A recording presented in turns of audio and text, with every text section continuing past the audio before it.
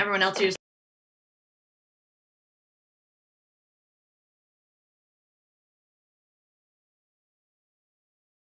All right. So, Kristen, how are you going to?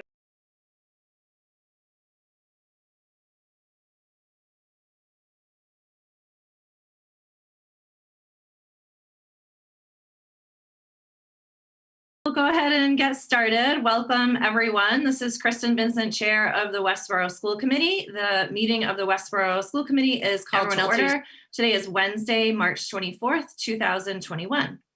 Thank you for joining us this evening at this remote live stream school committee meeting. All right, due to the impacts of the COVID-19 virus, some aspects of the open meeting law have been suspended.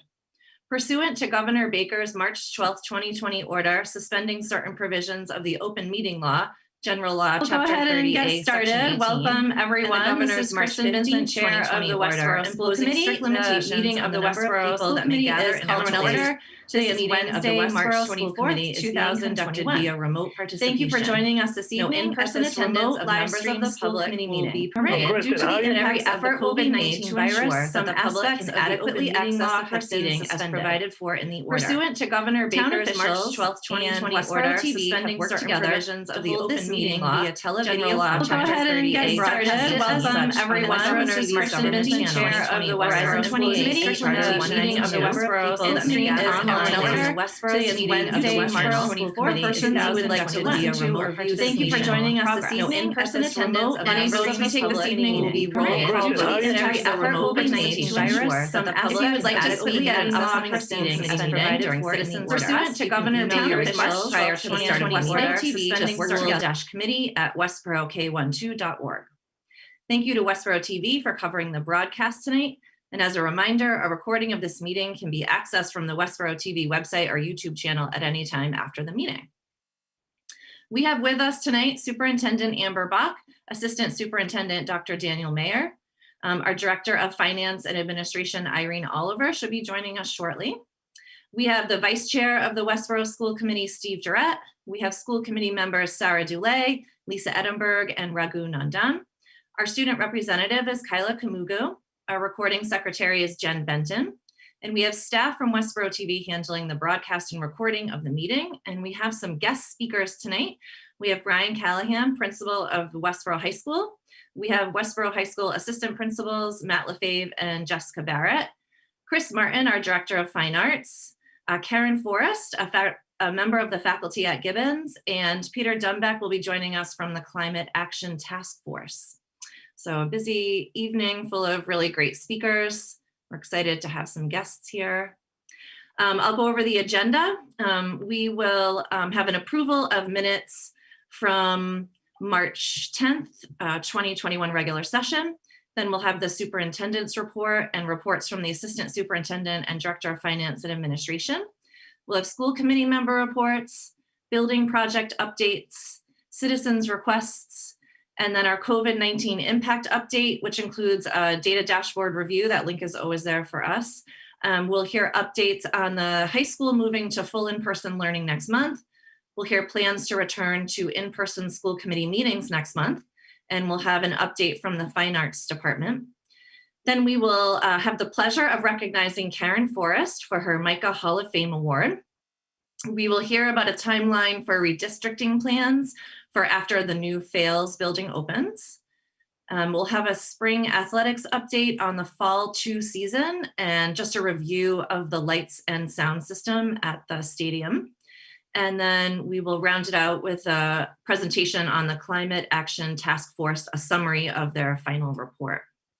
And we do have a need for an executive session tonight. So we will begin our agenda with an approval of minutes from March 10th, 2021 regular session, and these will be amended minutes.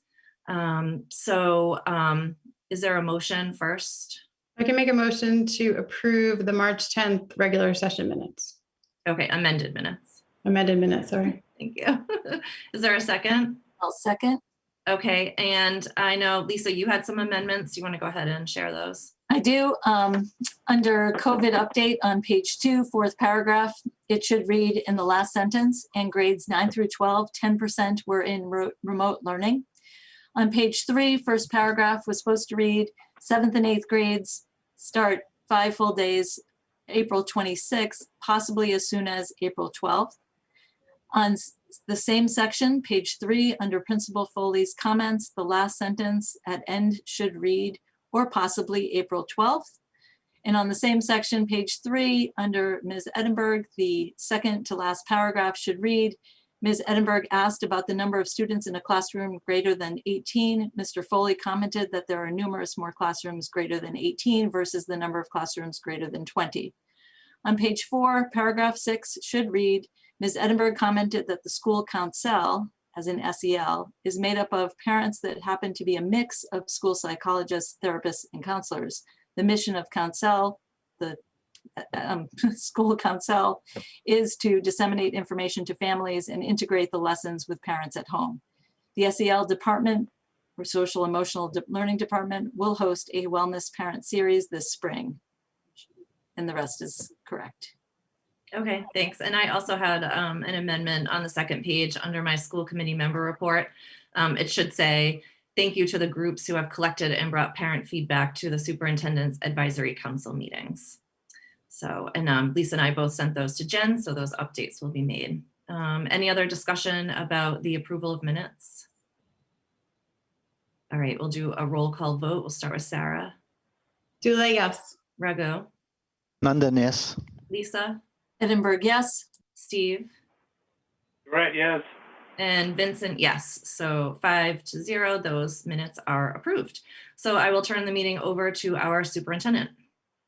Great. Thank you so very much. I have a few brief comments. We've really shortened our introduction because a lot of the updates, you'll hear us talking, and we try to limit that when we can. Spring is definitely in the air. You can feel it. There's a sense of hopefulness and energy amongst people, which is infectious at the school and the community level in a way that I have to say feels really refreshing.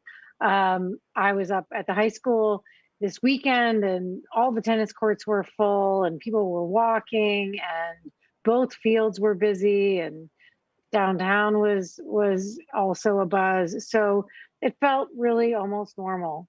People were also continuing to appropriately practice wearing masks, and it felt like, you know, we've turned a corner. We can still feel that it's different, but we also can feel that there's some sense of it feeling good. And I think the same can be said about our schools. The school-based visits have gone very well so far over the last week, where we've looked at the return of K in first grade, and Daniel and I have been able to visit a lot of classrooms and to feel just the enjoyment of the students who are clearly articulating that they're liking seeing their classmates and being in school. So that is going well. I would also note that Kindness Week has been a really nice addition to the week. Again, sponsored by the community organization Westborough Connects, and it's underway and going nicely. I saw a bunch of students out chalking the walk for Chalk the Walk Wednesdays. And if you haven't had a chance to look at the highlights, they have a whole array of really wonderful things done where you can go to stores and make donations or contribute to different events, different places like Gentle Therapeutic Yoga with Soham Yoga, the library, Release, all sorts of really great organizations in town that are providing free and opportunities to connect, which feels really good. So I just would encourage everybody to find some way to participate this week, as it really lifts your spirits. And I'll have the majority of my updates when we get to the COVID updates. So that's it for me tonight. All right, thank you. Daniel, do you have anything to share now, or I know you have a lot to share later. Oh, you're on mute. Nothing to share now. Okay, thanks. Hi, Irene, welcome to the meeting. I didn't know if you had anything you wanted to share at this point. Not tonight, thank you. Okay, thank you.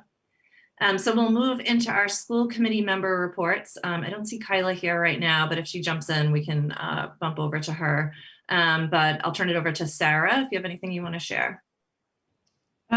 Yes, I have one quick one.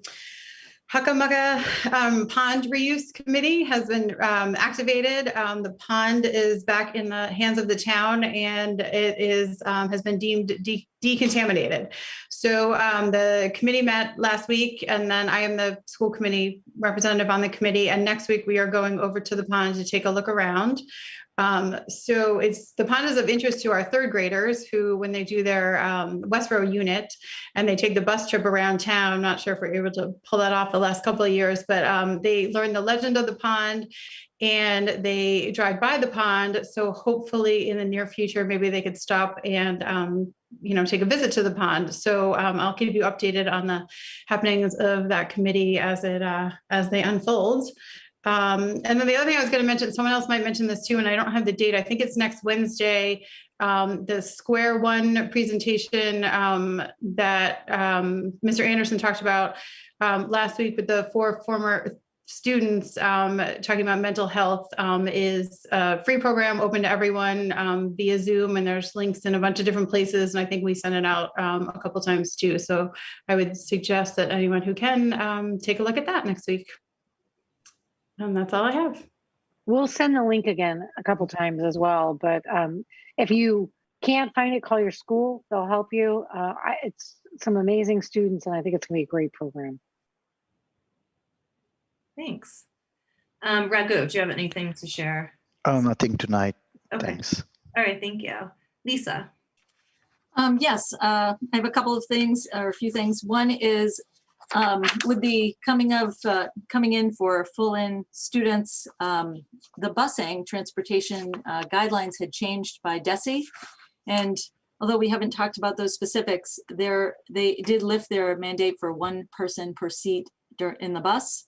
But I just wanted to sort of mention a couple of things. One, that there will be never a situation where there'd be more than 2 kids per seat. NRT said that there would never be that situation. And there were, in the K through 3 as they're coming in, all of the safety guidelines are still in place. And it was a report specifically from Harvard T.H. Chan School of Public Health, specifically talking about the ventilation of buses and why the 3-inch open windows makes a refresh rate with the systems that are in place on buses. Additionally, I wanted to mention the bus app. We haven't talked about it in a while, but Here Comes the Bus app. We never got up and running because we were in cohort kind of situation where there were 2 different routes being used. As the routes are starting to come together, we're still not going to use Here Comes the Bus app. And the reason we are not is because the GPS system connected to buses, which is called TransFinder, is not in sync with Synovia, which is the GPS system when it comes to Here Comes the Bus app.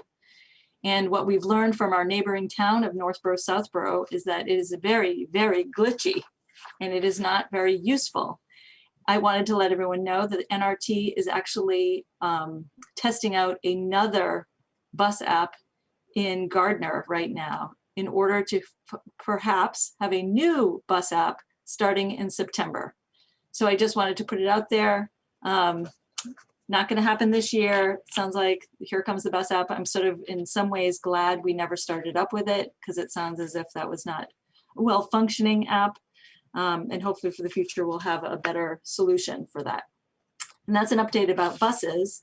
I also wanted to mention that there was a great evening on Monday night at the Westborough High School, specifically a famous jazz musician, Vincent Herring, came to present a masterclass on the art of improvisation and finding your own voice as a jazz musician. He presented through Zoom, but yet there were kids at the high school, separated and distanced, and he gave a lot of feedback, and it was a wonderful workshop.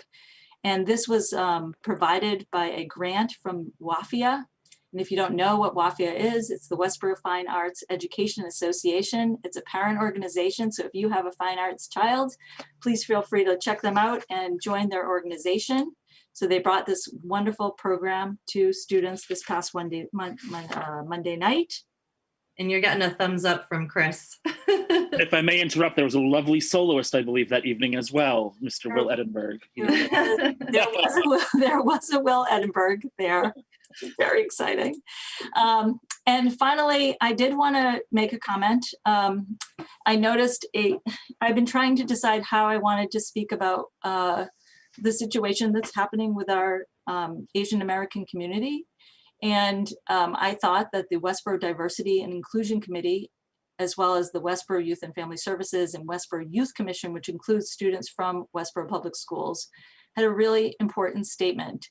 And I thought, that's exactly how I feel. So I'm just going to say a few words about that from their wonderful statement, which is that they wrote to stand in sorrow and solidarity with Asian and Asian American communities who have been facing an overwhelming and escalating series of racist attacks. The news of last week's horrific targeting of Asian-owned businesses in Atlanta, Georgia, and the murder of 8 people, 6 of whom were Asian women, follows some 3,800 hate cases against Asian Americans across the nation. What I loved about this is that they said, we join our community and nation in condemning those violent attacks and mourning the lives senselessly lost. Together with Westborough town leaders, we stand not only against these instances of hate and violence against our Asian community members, but also in opposition of our nation's history of marginalization and systemic racism that dismisses, designates as other, and ultimately erases people of Asian descent. Violence toward Asian American Pacific Islander persons has been exacerbated by hateful and discriminatory rhetoric during this pandemic, but anti-Asian racism has always been present and pervasive. We recognize that living in a state of persistent fear of discrimination and violence leads to a heightened risk of serious mental health distress for our AAPI friends and neighbors. We encourage the Westborough community to become informed about these hate acts, to learn about the resources available to support Asian Americans during this time, and to speak up in the face of apathy and ignorance. In moments like these, we urge you to act, avoid complicity, open your hearts, and listen to and uplift Asian voices, stories, and feelings. Again, I want to mention those weren't my words, but I felt that they were the sentiment that I want to share as a school committee member. And that is all for my comments this evening. Thank you, Lisa. Steve, do you have anything you want to share now, or do you just want to wait for building project updates? I'll wait for building project updates. Thank you. Okay, thanks. I just have a couple of things to share in my school committee member report. I also wanted to recognize the Spring Kindness Week is happening and thank Westborough Connects for all they've done to organize that. And also thank you so much to all the many sponsors and partners in kindness. There's so many businesses and organizations in Westborough. Lots of them have done giveaways or they're participating in other creative ways and have lots of ideas for sharing kindness. So just want to appreciate all of the businesses and sponsors that have helped out with that. And also, similarly to or sort of I'd say on the tails of what Lisa had shared, there's going to be a rally on Saturday from 1:30 to 3. It says near East Main Street, near the Rotary and at the Rotary. This is sponsored by the Westborough Chinese American Association. And they have said that in the wake of increased violence against Asian Americans and the recent deadly shootings in Atlanta and Colorado, we demand justice for the victims and to denounce racism. Please stand with us to spread the love, not hate. So CDC COVID safety guidelines need to be followed. So please wear a mask. You're welcome to bring your own signs to spread messages of love and support. And they're suggesting if anyone wants to stand at the Rotary, to please park at Bay State Commons and walk on over. So that's from 1:30 to 3 on Saturday. And then as a reminder, the annual town meeting is May 15th at the high school. So make sure that's also on your calendar. So I will turn it over now to Steve for some building project updates. Thank you, Kristen. This week we met with GGD, the designer for the HVAC upgrades at Hastings School. This was the 50% design review with GGD. A year plus ago, we voted money for this particular work, and the program is progressing with, we hope, final drawings towards the end of summer, so that we could bid this work and get a final price for the work, and then compare it to what the town has voted. If necessary, we would go back to town meeting in the fall with a request for any update in money that may occur as a result of the passage of time due to COVID. And then that project would go forward in the summer of next year. It would require bringing down the suspended ceiling in many places and penetrations through the roof, as well as removal of the existing ancient air ventilators and improved air circulation in the school. We also have a warrant article on the May 15th town meeting in regards to the sprinkler system, which we bid twice before. Recently, I mentioned in a past meeting that we had a very successful bid this time, which is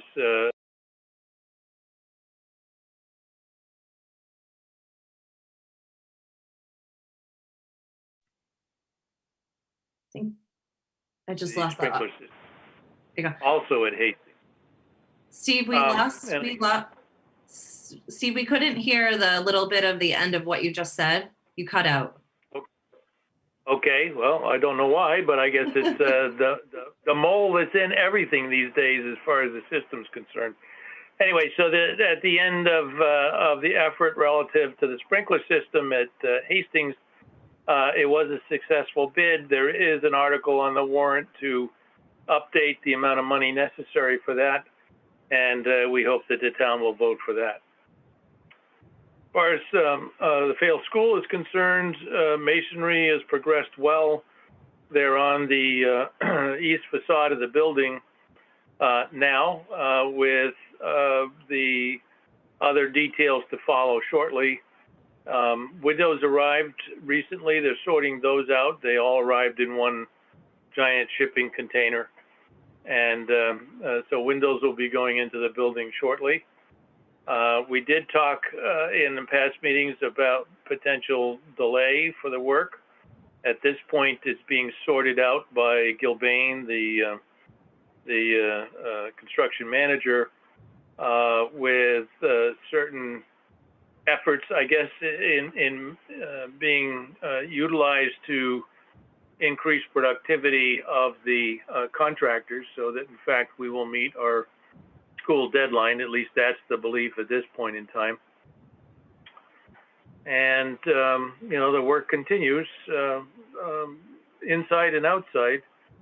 And I guess at this point we believe that we're still on budget and still on schedule for the project to be completed for school to start in the new building this fall. So that's my story for this week. Thank you, Steve. Does anyone have any questions for Steve before we move on? All right, thank you. Next on our agenda is citizens' requests, but we do not have any of those this evening, so we can move on to our COVID-19 impact updates. So at this time, I'll turn it over first to Amber and Daniel. They have a few updates to get us going with this.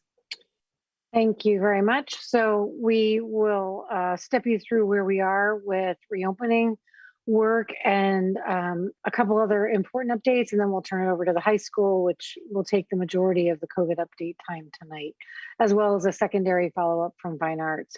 So the timeline for a full return remains on track. We welcome back students in grades 2nd through 4th grade this coming Monday, the 29th.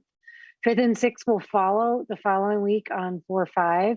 And 7th and 8th will begin full-time on April 12th. So that rotation is on track and moving forward, I think, efficiently. The furniture moves, the schedule adjustments, the tents, additional air purifiers, all the things that have layered in to make all of this adjustment manageable is moving forward very effectively. I want to give a shout out to the custodial and maintenance teams that work in Westborough. We really have a dynamic, amazing group of men and women who step up and get work done. Our buildings are so well cared for, and these really as a team, I couldn't be happier, and just want to acknowledge the hours and time that they're putting in to make this happen. We did have to order more furniture. We also had to order more furniture containers. You're getting you're buying some furniture you need, and then you're storing stuff that you can't use. So there's just a lot of logistical movement when you're looking at a district of over 3,000 students who need to be able to return in person. So I think the other part of that is that discussion tonight around high school will give you some of their details, and fine arts, and we'll return to that in a minute.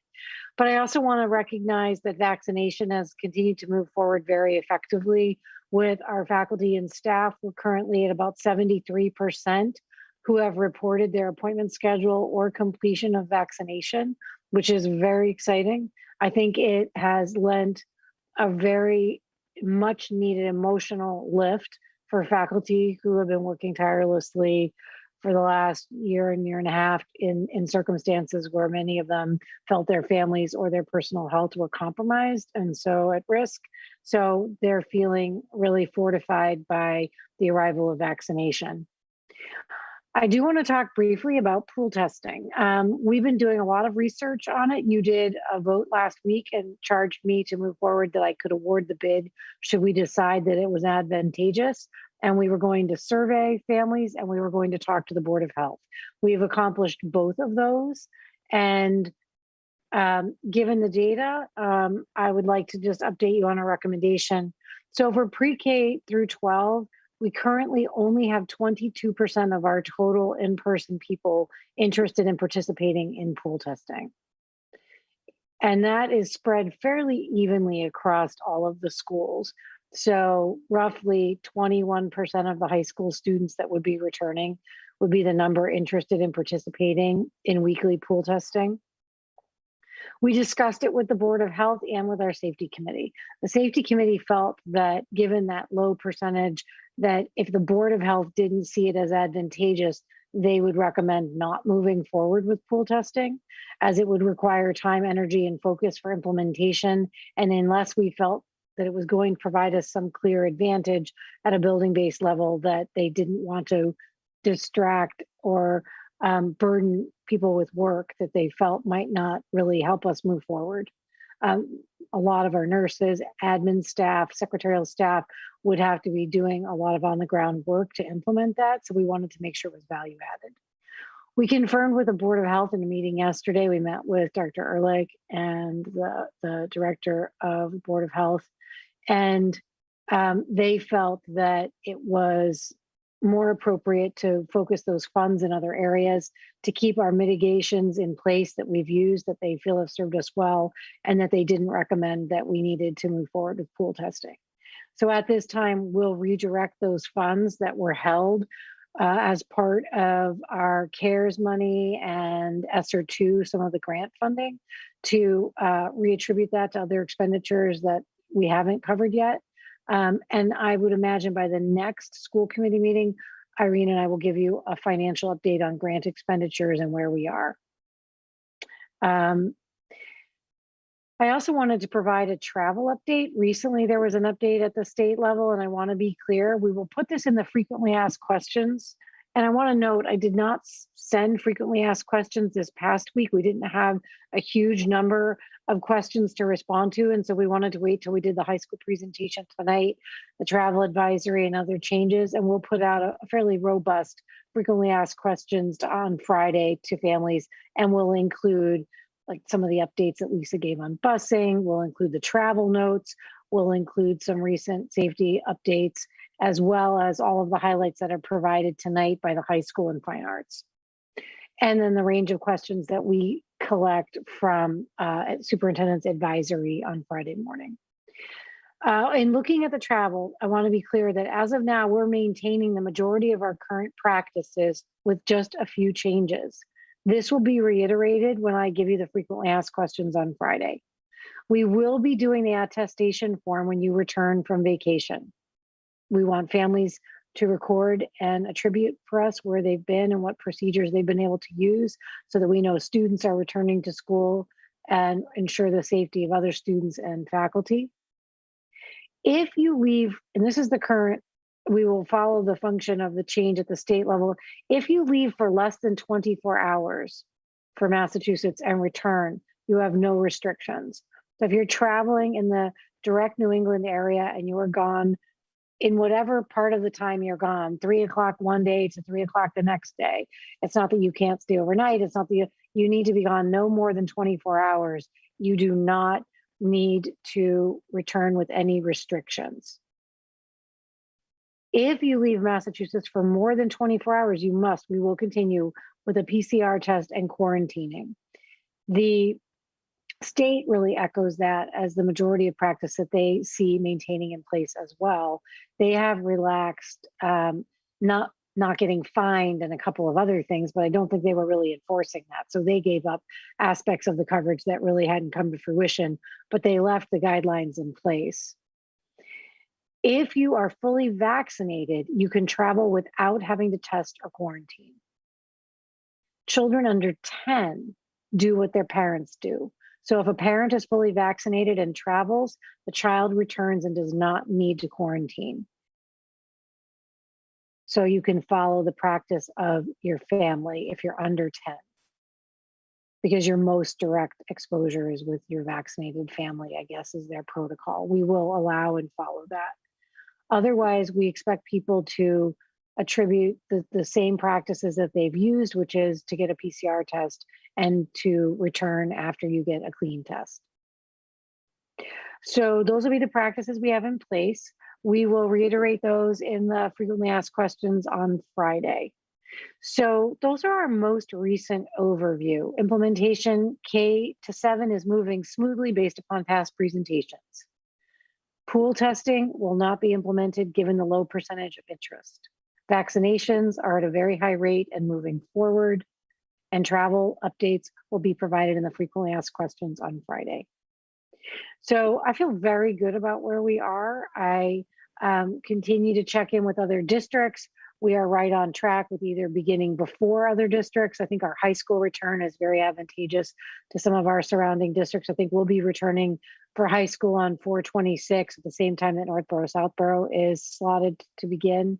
And I'm not sure Hopkinton has a start date. I believe they've delayed it following some recent outbreaks. I think they thought at their high school, but I'll be confirming their date later. I mean, I know they're on a very similar track as well. And it was one of the benchmark districts that we certainly took a lot of feedback on, those two being the most direct. And I think we're on track with them for our return and our implementation. So I think faculty is feeling good about that as well. So with that, I guess, Daniel, do you have other updates to enhance that before we turn it over to the high school? You have to unmute though. The only thing I might add is, and I guess I'll ask you, do you want to talk about the last day of school? Why don't we do it after? We can do it now. I think we can add that now. It's a part of a COVID update because the calendar has been so modified along the way. So why don't you go ahead and do that now, and then we'll move into the high school discussion. Sure. I mean, at this point, the last day of school would be a Monday, and it's June 21st, which is a half day. That would have been the last day of school. We are in discussions with the school committee, and we're waiting until we're sure that there's no other snow events to proclaim the last day. But we would like to propose and discuss the possibility of ending rather than bringing back people on a Monday for a half day, ending on a Friday with a full day. We think that the families would appreciate that, and that, coming back for a half day on a Monday, when we've done that in the past, the attendance has been very, very low. And so just to end on a, high note with everybody sort of like, celebrating the end of the year, assuming no more snow, that's what we would recommend to the committee. So that would be Friday, the 18th of June. And I want to add that we traditionally have one early release day in the month of May that where there's a half day and on a Friday that's quite important for the faculty to be able to talk about placement for the following school year. And so we would like to keep that date, which would have been on the calendar at the beginning of the year, was plotted for May 7th for an early release day. So those are the two pieces that we wanted to bring up. Correct, Amber? Yes, I feel like that's the update that we would like to accept and move forward with you. You could approve it pending no more snow days, or you could wait until after April break and do it at your next meeting. I mean, you can foreshadow it here as we are, that we're recommending a full day Friday as a stronger ending that lets people really leave in a good place, and the half day on that Monday. You could approve that, indicating that it would remain in place unless we have any other snow days. I'm open to the discussion, whatever you prefer, Kristen.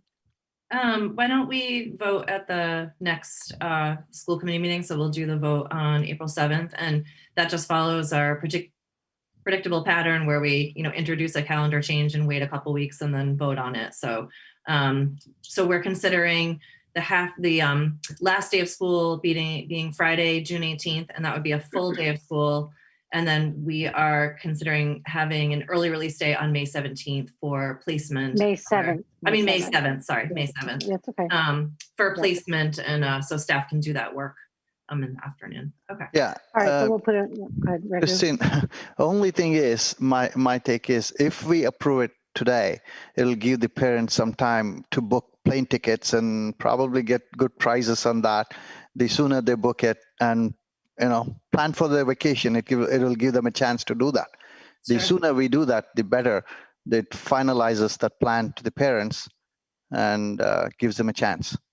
Sure, great idea, Raghu. Any other thoughts on that, Lisa? Yes, I'm also thinking that it has to be with the stipulation that there could be a snow day. Yeah. And, I just don't want to be responsible for plane tickets if there's a snow day. No, but I think we do have a remote option for a snow day, but again, I think, we could, which again, we have the right to use this year. We've used one and we've done one snow day. So you could consider that. I think we just want to be people are tired. And so what we want to do is be at a full place of transparency and let them know what the plan would be. If you vote now, which I'm not opposed to, if you continue discussion, I would add the stipulation that any snow day would have to be a full remote snow day for everyone, all students in district, pre-K to 12, in order for that to be counted. Now, I'm assuming then we'll confirm with the state that they're leaving the snow day as available that way, Daniel, despite the fact that they're saying other remote days won't count. I think they had allowable for a remote snow day. They could pull that back.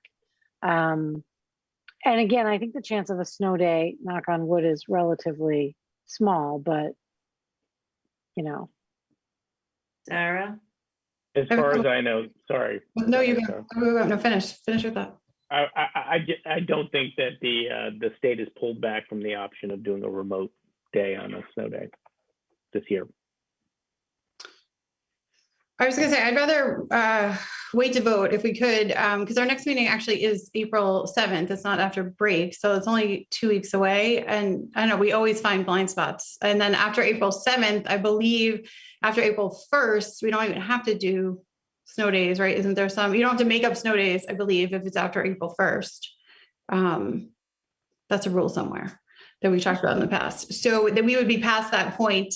So we would already know that. And also, I just have a question though, wouldn't that Friday be a full day anyway? Well, I know what you mean about Friday. Yeah, but traditionally the last day of school is a half day for students and a full day for faculty.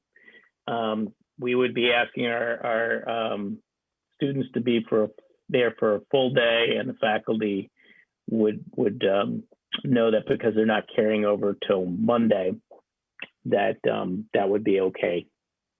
We, with And then them. just, was that point, I know this year was 170 days and not 180, but would that put us at 170? Because sometimes I know we do the 171, we factor in an extra professional development day that, I don't know, I'm confused about what we've used and what we haven't used. The state wants us to go at least 170. I believe we'd be going 171 instead of 172. If we went to Monday, it would be 172. So we'd still be, within the state, one day more than the state requirements. Okay, thank you. And I think we just wanted to clarify that if we did the Friday, some people would assume then that it would be traditionally then a half day. And we want to be clear that we would maintain it as a full day for students. Right, I understand that. Just clarifying this probably going to be a full day anyway on Friday, but yeah. Yep. Given the mixed bag of opinions about whether we should vote or we should wait, I'm going to make the decision that we wait and vote on this on April 7th. But Amber and Danielle and the school committee has already forecasted that the last day most likely will be Friday, June 18th, as a full day of school. So, but like Sarah said, sometimes we rush into something and then don't, take a careful look at it. So we can accept feedback from now until then, and then take the vote on the 7th. So I think too, that it helps. I think, given that camps were shut down last year, I think we're going to see a strong return to camps for people that want to renew spots that they've held for years in their family. And there's a strong culture for camps. And so I think many of them would be starting that week. So it also, to Raghu's point, will help people plan regardless of travel. But for that in particular, if they're trying to slot plans, it lets us forecast a little bit. Yeah, it makes sense. Camp is an industry that took a huge hit last summer. And so anything we can do to help them recover that and get families, off and moving in that direction is great. So, but we will take a formal vote on that at our next meeting, and we can, accept feedback and dig into it a little bit more between now and then. Before we move on to the high school. Oh, go ahead. Also, one more thing too, in addition to what you have, which is I want to talk about this summer. Our plans, where they stand for summer school. So, okay, do you want to speak first? Yeah. No, Kristen, you were about to say something. Yeah, well, now that you said that, I just want to confirm with Amber, are we sharing that at this meeting or our next meeting? I think we don't have firm details. We just want to give an update of what we're talking about. Thinking. Right? Okay. All right. Yeah, go ahead. So, basically, we've assembled the leadership team with some teachers too to talk about various options, and we want to, in the coming weeks, poll parents too for level of interest. We are fully anticipate having summer programs for not just special needs students as we have in the past, but also regular gen ed students. And the question always in our mind is rate of participation. When we've run general education summer school programs in the past, our take-up rate in terms of level of interest has been very low at the elementary level. And we're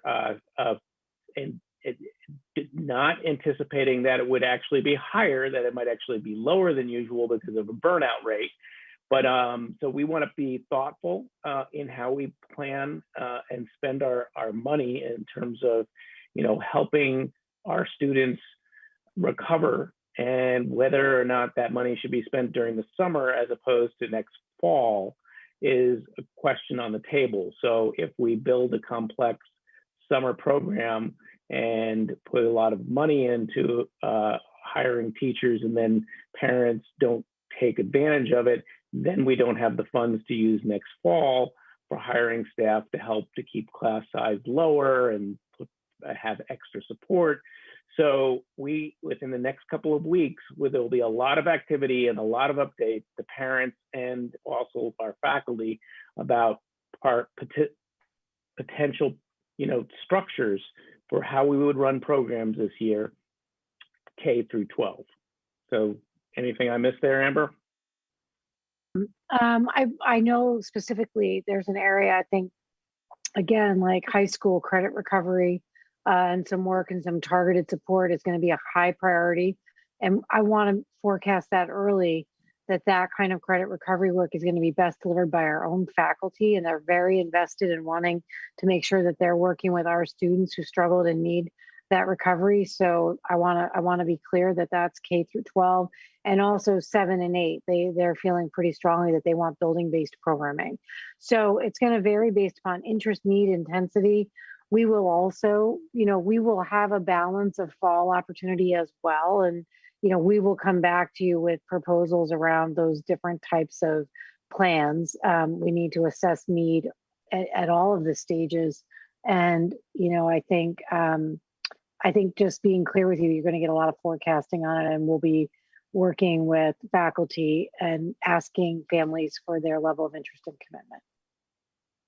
Great. That sounds good. That was a good update, and we'll hear more about it. Lisa? And can I just ask a school committee question, which is which budget, or are we talking about grants? So when you talk about money spent in the summer, are we talking about last year's budget or the following? So it'll be a combination. You're going to be talking about summer programming for students with unique learning needs has always been attributed within budget and will be run through budget.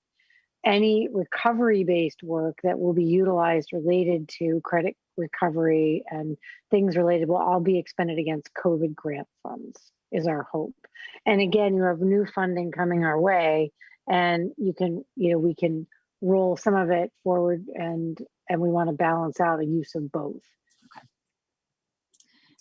I imagine you'll have to see the level of interest from our faculty and staff to see how big the program could actually be. So lots of surveying, right. I guess. It's a range of all of that. We just want to forecast that those plans are moving forward.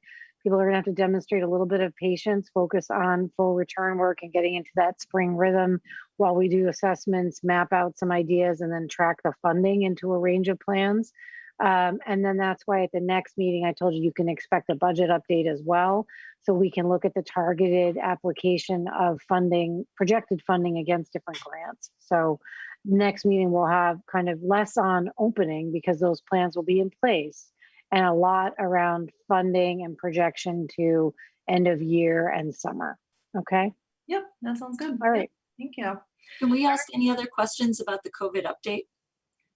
So far, yeah, do you have a question? I have two questions. One is about pool testing. I'm wondering if your office received questions about what pool testing is and what was really being asked. I thought the survey was clear, but the question is, were you getting questions about specific? We didn't get too many. I mean, I think we had gotten questions earlier when we discussed pool testing, when we put it in some of our earlier questionnaires, because we had asked earlier as well. And so based upon the feedback from our earlier survey, we shifted the note we put in about the other one just to indicate that it was an individual PCR test, so that people would know that that's what they were getting. Their child would get an individual PCR test. And so when we shifted that, I think it clarified for people, because that's the same kind of screening that we're doing. And I think that people responded based upon that and were much more clear. Okay. My other question is about quarantining. Has there been a discussion about how the full in that potentially could be more quarantining, how the schools as a whole, or is it per building basis that they'll handle the quarantine? Yeah, no, that's a great question. So I would say that will probably be completed at our next meeting. We'll do, as a part of frequently asked questions, a link to the ways that we'll manage quarantining by grade level. You'll hear tonight in Brian and his team's update that they have a plan for what they'll use to apply against quarantining. You'll see that as a sample. And then we'll look to also benchmark the types of way that will support students. And again, it might not be to the full extent that people are hoping, but it will at least be clear what we are doing. And we'll make that into a memo that we attach in frequently asked questions. Thank you. Yep. All right. So I would like to turn it over to our leadership from the high school and welcome them here. And I know we're eager to hear about your plans. I know It's been a lot of busy activity over there at the high school. I think I actually saw Mr. Callahan measuring for a tent the other day. Certainly been a lot of work going on, and thank you, members of the school committee. Appreciate the opportunity to share some updates from the high school on a lot that's been going on, similar to other buildings. Joined here tonight by our two incredibly talented and hardworking assistant principals, Mr. Lefebvre and Mrs. Barrett. And I want to just take a quick second to publicly acknowledge how extraordinary their efforts have been to make our implementation starting over the summer and into this year of dealing with the remote program for 107 high school students and all of our hybrid students. They've moved more than mountains. They've moved hundreds of desks and chairs and tables. They've spent thousands of hours in personal contact with staff and students to try to assuage concerns and troubleshoot and respond to needs. And they just deserve quite a bit of accolades in terms of their efforts, much like a lot of leaders in the district. But, they work here at the high school, and I'm very proud of them. So wanted to publicly acknowledge that. Our presentation will be appropriately brief and succinct, and that will leave us time to have you ask questions of us and we can answer them. Much of what we're presenting here tonight also comes from some of the questions that have been generated from parent surveys and emails, and think it will be informative for all. We'll focus on three key areas. Two key areas. There's a third one that was added after this presentation was put together, but we will share our ongoing work of creating live connections with students at home on their at-home days. And we'll provide a status update of our planning for full in-person learning that will take place on April 26th. And we're going to, the third item is share some exciting news about our student activities, our co-educational activities. They are thriving, and also share some upcoming events. So as you can see on this slide that, much of what we do at the high school is guided by our values and our principles. So the planning committee that has been meeting, throughout the past month, and even before that, our leadership team and department heads have been working on issues relating to synchronous learning. But we developed these guiding principles knowing that, that they will help guide our efforts to make sure that synchronous learning, those live contacts with students would be meaningful. There had been some pockets of some of this at the beginning of the year as a trial. And, we're certainly proud of that. But we're at the point now where we want to expand upon it. And we know that, connecting with students during their at-home days certainly, was out of necessity. We heard very early on that students were struggling in some cases with at-home learning.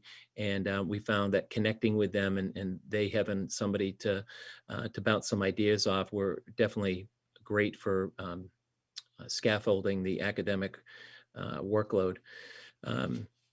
Another guiding principle was, for us to really increase the contact now, especially that we're returning on April 26th, to help build the stamina for a full return. We've got students that, certainly have been getting their work done in the asynchronous time, the at-home time when they're not in school, but they're doing it at different times during the day. Many reports were coming in from students that, they had jobs or they slept in a little bit and got their work done in the afternoon. And, since September, these routines are pretty established. Coming back from 2 days of in-person to 5 days, we definitely want to build that stamina and that endurance for those students to try to get out of some of those routines that work for them and to get back onto a more typical 5-day-a-week schedule. And then another guiding principles for sure was continuing to support students in ways that meet their needs. Those that have been struggling, we want to continue to support with at-home connection. but also begin to provide additional learning for those students who are ready to accelerate their learning. So, and, I think as, Lisa brought up in a question there just moments ago, we also see a very strategic benefit to this and helping prepare to best address any quarantine issues that may arise. So the more synchronous work and trial that we can, create here over the next 4 to 5 weeks since we started this will only help if in fact we run into major quarantine issues with the close contacts. So we're pretty excited about all that work, and certainly our teachers have been increasing it. Here are some examples on this slide of ways in which they are connecting with students. And I just want to be clear too, synchronous learning by definition is not necessarily with a teacher, right? Synchronous learning, much like in a classroom, can take place in groups. So between students on their at-home days, or students that are at home and in person, certainly the contact with the teacher is key, but synchronous learning and connections can occur in a variety of ways. So you'll see a couple of examples here. And let me just first say that before sharing some examples, the terms on the bottom, I just want to quickly define. Occasionally, we're finding that that's more biweekly, okay, or as needed. Regularly is weekly, things that are happening 2-3 times a week. And then frequently, of course, is on a daily basis. So on the left-hand side, you'll see some examples of 4-day in-person. So thankfully, with your support, we were able to, about 2 months ago, hire an academic tutor. And we had identified close to 40 students that were severely struggling during the at-home, and we brought them in. We actually started bringing them in after Thanksgiving break. Mr. Lefebvre was driving to a couple of homes to bring some students in, and parents were dropping them off, and the 3 of us were with some counselors, supporting students in the 2 weeks following the Thanksgiving break. And then we did the same thing over the winter break. But we soon realized with the help of this tutor that we could bring more kids in. So we have close to 40 students coming in during their at-home days, working with an academic tutor who's serving as a liaison between the teacher and the student, as well as helping the student in the moment, organize their academics and help facilitate. And what we're finding is, because we're connecting with the student first, that work is getting done on a more regular basis. The peer-to-peer, as I mentioned, is, some students are at home and there's a project going on, and they can connect to, reflect on that project, or reflect on assignment, work on an essay. That happens between at-home students, but it also is happening on a regular basis with kids at home, with kids in the class at the moment with the teacher. So that's been kind of neat, to see that happen. Full live stream, that is not happen on a regular basis, but it is beginning to happen a little bit more. With teachers. The full live stream is, as you've heard before, the teacher is communicating with students in the class at the moment, as well as students are online through a Zoom or through a Google Meet, interacting with peers and the teacher. The reason that is still not, happening on a regular basis primarily is it is really difficult to kind of manage the needs of both groups while the teacher is still trying to deliver that, that main instruction to the students in person. It's getting a little bit better. Some teachers are very effective in it, but we continue to explore, the best way to try to implement the full live stream. What's more favorable for kids as well as teachers is what we have found to be the open classroom Zoom. So that's where the kids at home and the kids in person are all on at the beginning of class with the teacher. And the teacher opens up the Zoom and checks in with the students at home, reviews the goals for the activity, and keeps the Zoom open while the teacher primarily deals with the students in class. And then when opportunity presents itself, while there's some independent work going on with the students in person, the teacher can check the chat or check with students that stayed on the Zoom and give feedback, to those kids in the 54 minutes that class is meeting. And also, the last 5 minutes, making sure that, the teacher is saying goodbye, or there's a summarizer going on with the students in person, and they can say goodbye or answer any questions with the kids on the Zoom. So that's been really, really effective. It's easy to manage. It gives kids some privacy, like you log on and you join if you need the help, but it's not a pressure mandatory sort of environment, for those students at home. So it has some choice, which has been beneficial for students and staff.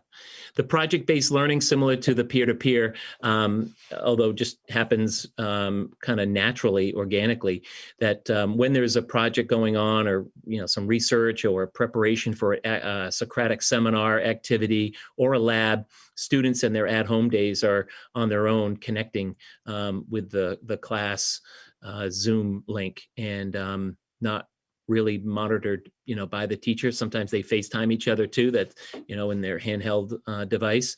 So, that's happening pretty regularly when there's projects. Consider that kind of like a study group, but teachers are involved in managing and kind of giving some focused questions and encouraging that kind of connection, because when the kids report to school the next day, there's kind of a little bit of a discussion, like, what did you come up with? What are your questions? And they answer those questions, and then they move on with the potentially new learning. So that's kind of been a neat feature too.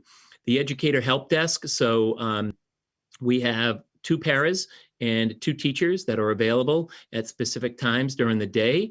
And when a teacher has identified like a regular classroom teacher has identified a need for a student to get a little bit of extra support, that student is given the Zoom link, and at the time that those paras are available and the teachers are available, it's not all day long, but it's happening, multiple times throughout the course of the day. And there's even one after school that takes place too.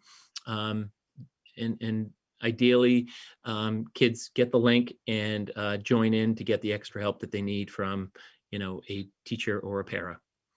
So that's happening, a couple times a week.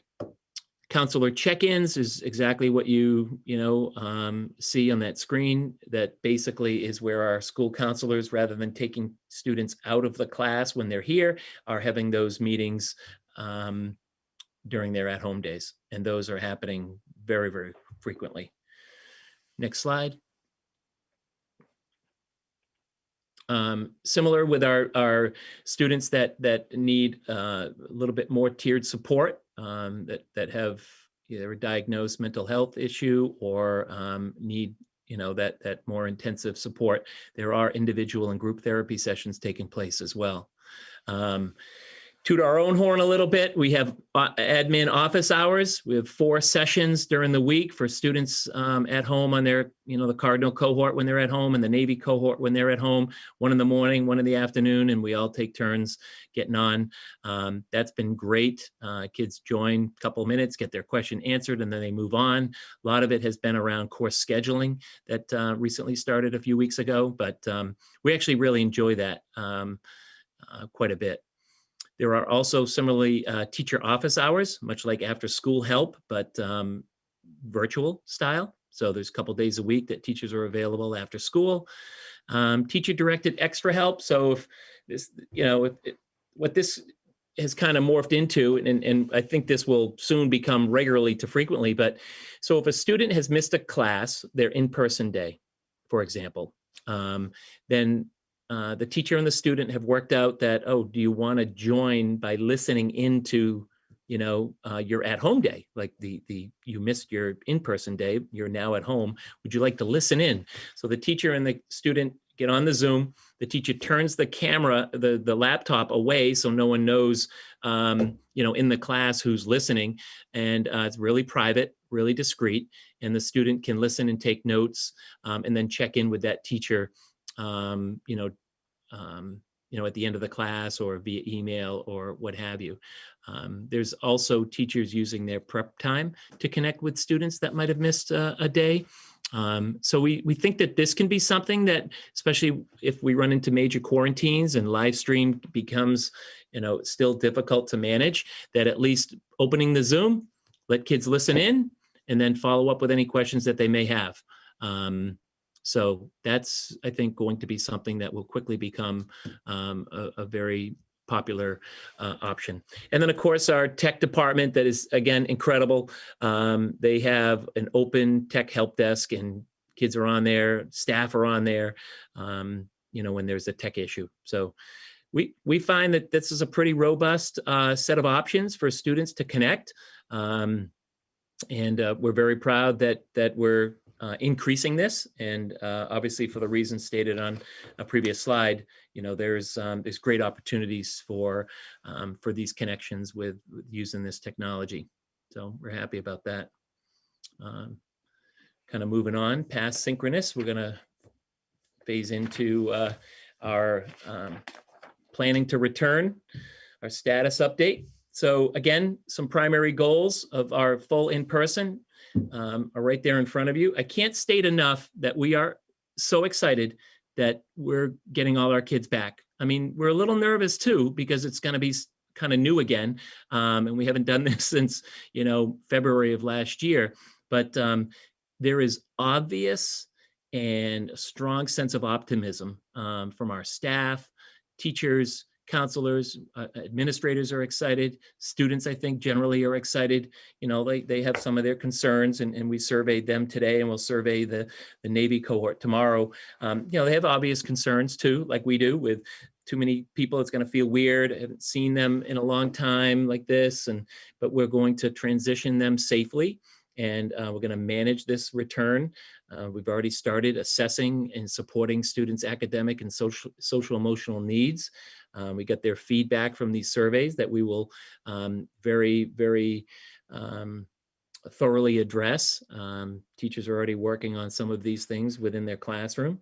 But we are excited. I want to make that very, very clear. We are very, very excited, but we are going to keep some structures in place, right? Structures, routines, those are always very helpful during transitions, major transitions such as this one.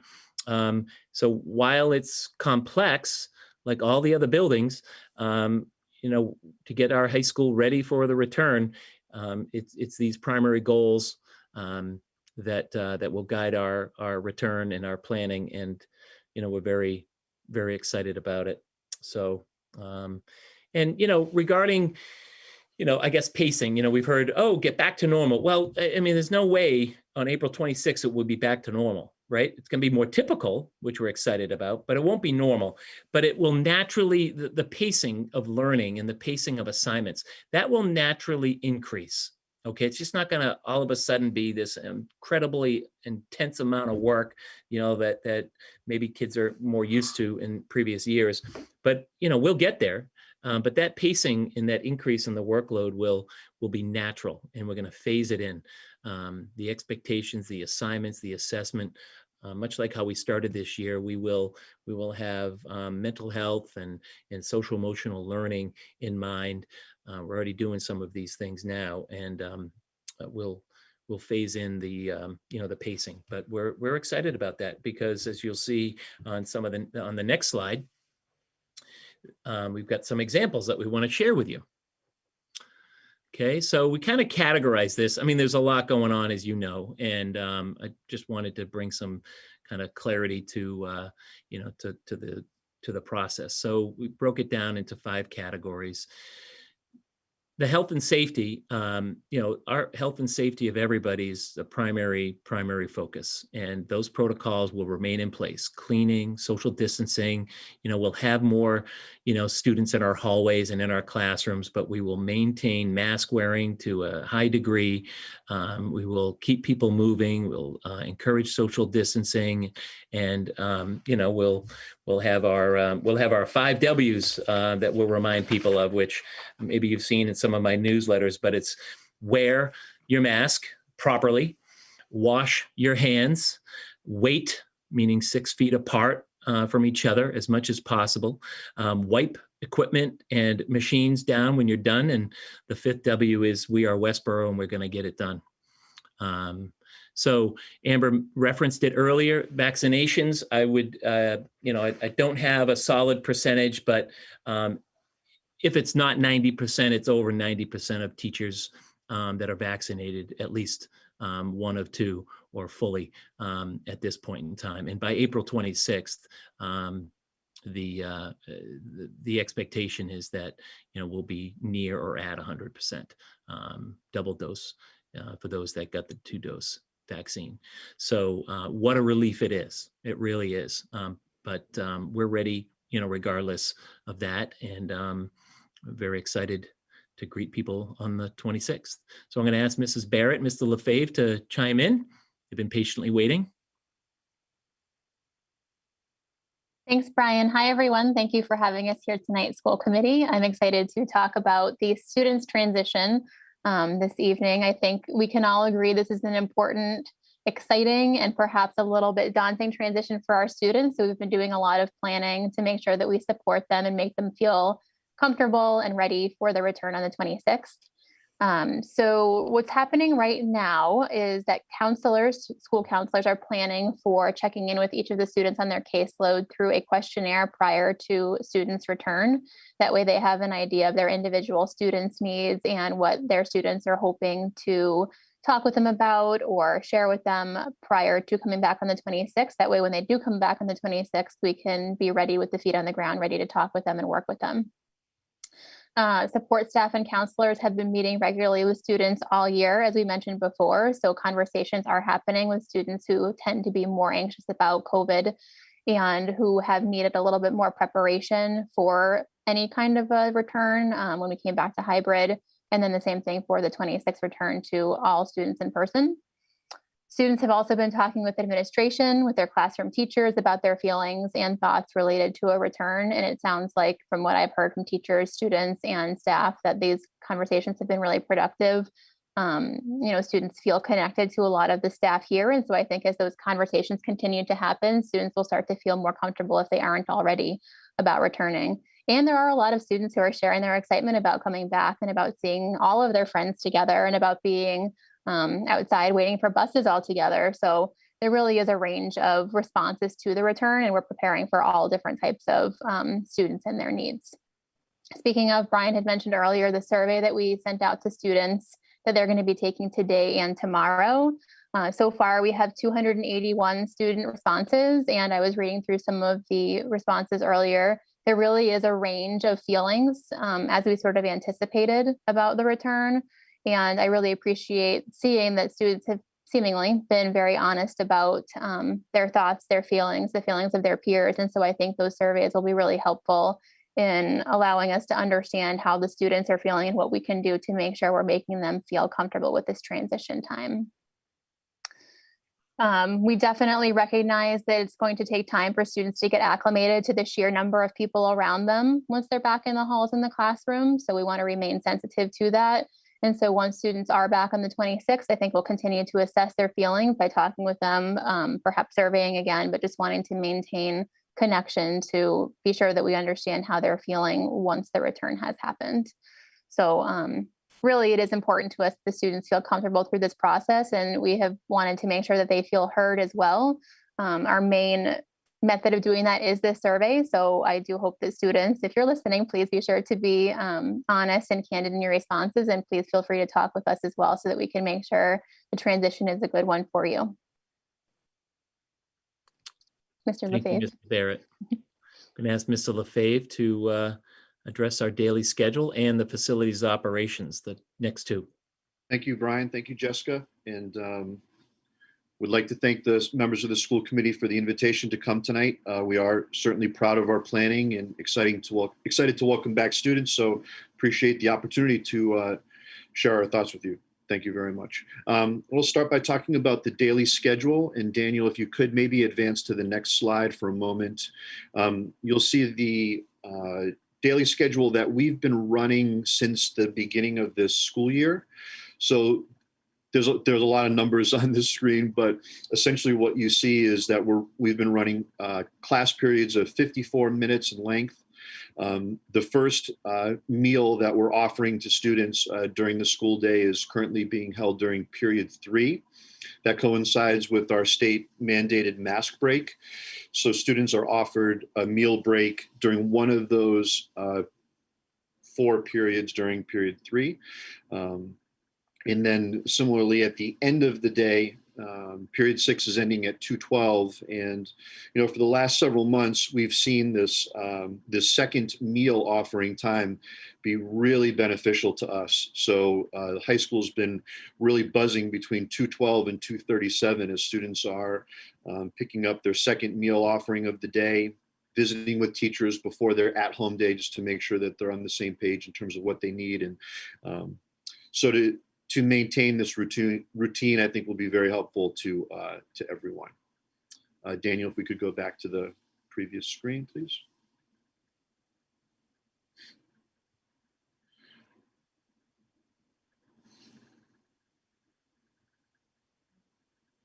I am really sorry. I'm trying to do it. There we go. There we are. So, got it. Yeah, so the second item here regarding student schedule changes, we're so far into the school year. This was really important to us, again, to maintain consistency. We definitely have some logistical challenges, and I'll speak to those in a minute, but we certainly want students and families to know that changes to student schedules are looking like they'll be very unlikely at this point, which is, I hope, comforting to everyone. The only caveat there would be if a family and a student have requested to move potentially from the remote model into the in-person model, or vice versa, there would obviously be some schedule changes there. But we're pretty happy with the way everything is looking right now. We'll have some creative solutions where we have some strain in our classrooms in terms of space, but schedule changes are looking to be unlikely at this point. And then, as I mentioned earlier, in regards to the daily schedule, we're happy to continue to be able to offer 2 free meals to students during the school day. In regards to facilities and operations, we picked this date of April 16th as a target date to have everything set for a couple of reasons. We wanted students and staff to head into April break feeling reassured that we would be set and ready to go when they returned. And also, like this past weekend, our custodial staff really put in a lot of hard work to start getting more desks into many classrooms. We definitely heard from some students that it was eye-opening for them to see the change in the number of desks as we go from a 6-foot spacing to a 3-foot spacing. So we are hopeful that by adjusting classrooms early, it will allow everyone to adjust to this concept of more students being in the room. And then the next setting here, someone mentioned earlier that Mr. Callahan and Mrs. Barrett were walking campus and measuring for tents. We are going to try to increase our outdoor learning spaces. We've had, great luck with Wi-Fi around campus, thanks to John Green and his staff. So we are trying to create multiple outdoor options for students and teachers to gather. And hopefully the weather will cooperate with us. And then, as I mentioned earlier, we are going to have to get creative with some of our classroom spaces. I thought it was really interesting that Lisa mentioned some numbers relative to the Gibbons report. Lisa, I think that might have been when you were referring to the minutes that were being approved. So I jotted down some quick numbers that I thought were interesting, and they're rough numbers, but just to give us some perspective, at the high school, if you pull out some random classes, like a student taking one class through the virtual high school, we basically run 500-ish total sections of classes. So throughout the day, there are 500 classes that run. And out of those classes, according to my numbers, roughly 200 of them, so just slightly less than half, 200 of them have 18 or more. And we can accommodate 18 students or fewer relatively comfortably in most of our traditional classroom spaces. However, we do have 150-ish sections that are at 20 or more students, and that's where it does get a little bit more complicated. So students and families, again, can expect their schedules, most likely to not change. However, the room in which that class is meeting might change. And we are going to be sharing more spaces. Obviously, there are some classrooms that are bigger than others. And our department heads here at the school have been working diligently, over the last 2 weeks to come up with a reconfiguration of who is teaching in what classrooms, so that we can keep students together in their learning group. And meet the safety guidelines. So there will be some creative solutions where we may need to set up a classroom in the gym to accommodate some larger classes. It's possible that if we have staff available, we may be splitting some classes in half because we just don't have classrooms to accommodate some of our large sections of 25, 26 students. But that work is ongoing. And obviously with that many sections, there's a lot to do, but those are some of the challenges that we have with facilities and operations, but we're working on them. Thank you. And as I sort of alluded to at the beginning, we are very excited for the return, and we do see plenty of opportunities to begin working even more closely with students as they come back. Those increased connections, at WHS, there's been a long and valued tradition to kind of always focus on the growth and the learning and the development of all students. Well, we need the students to be able to do the best job with that. And those values that guide our work, the work is student-centered. You'll hear Matt and Jessica again share some examples of what we're looking forward to as these opportunities. But like most schools, the buzz is not any greater than when the teachers and the kids are together, and that's what we're looking forward to. There's also an opportunity here with the full return to streamline the work that students and teachers are doing. You can imagine from a preparation and lesson planning standpoint, having all of your students together with regularity is going to be really a breath of fresh air for teachers, and students will benefit directly from that as well. I think it's been funny for me. Many people know that I'm out back every morning greeting students as they arrive and saying hello. And this year, unlike any other, students are at what day of the schedule is it? Where are we at in the rotation? Students plan on that. They're very diligent with their work. And now we'll be back to our traditional, today's day 5, tomorrow's day 6, as opposed to these double days. So that I think that will, the full return will help us settle in, kind of find our stride as we finish out the year. Yep, and as we do that, the pacing and the enhancement of curriculum, I think, will be able to unfold naturally too. We do believe that coming back in person really does afford the opportunity to engage in academic discourse a little bit more cohesively as a full class, which of course is what our teachers and students have been waiting for. As students do return to the classroom together, teachers are going to be assessing where their students are at, what their needs are, what skills need to be built right away, and how they can progress to move forward with the curriculum together. Being in the building each day definitely allows teachers to plan for the in-person assessments a bit more. That has been a challenge for teachers throughout this year so far, trying to find good ways of assessing students in a way that maintains test security, quiz security, and provides them with accurate data on their students. Also, just being together lends itself to bringing curriculum to life with the lab work, with the collaborative tasks, with the conversations students can have together, perhaps outside, perhaps inside.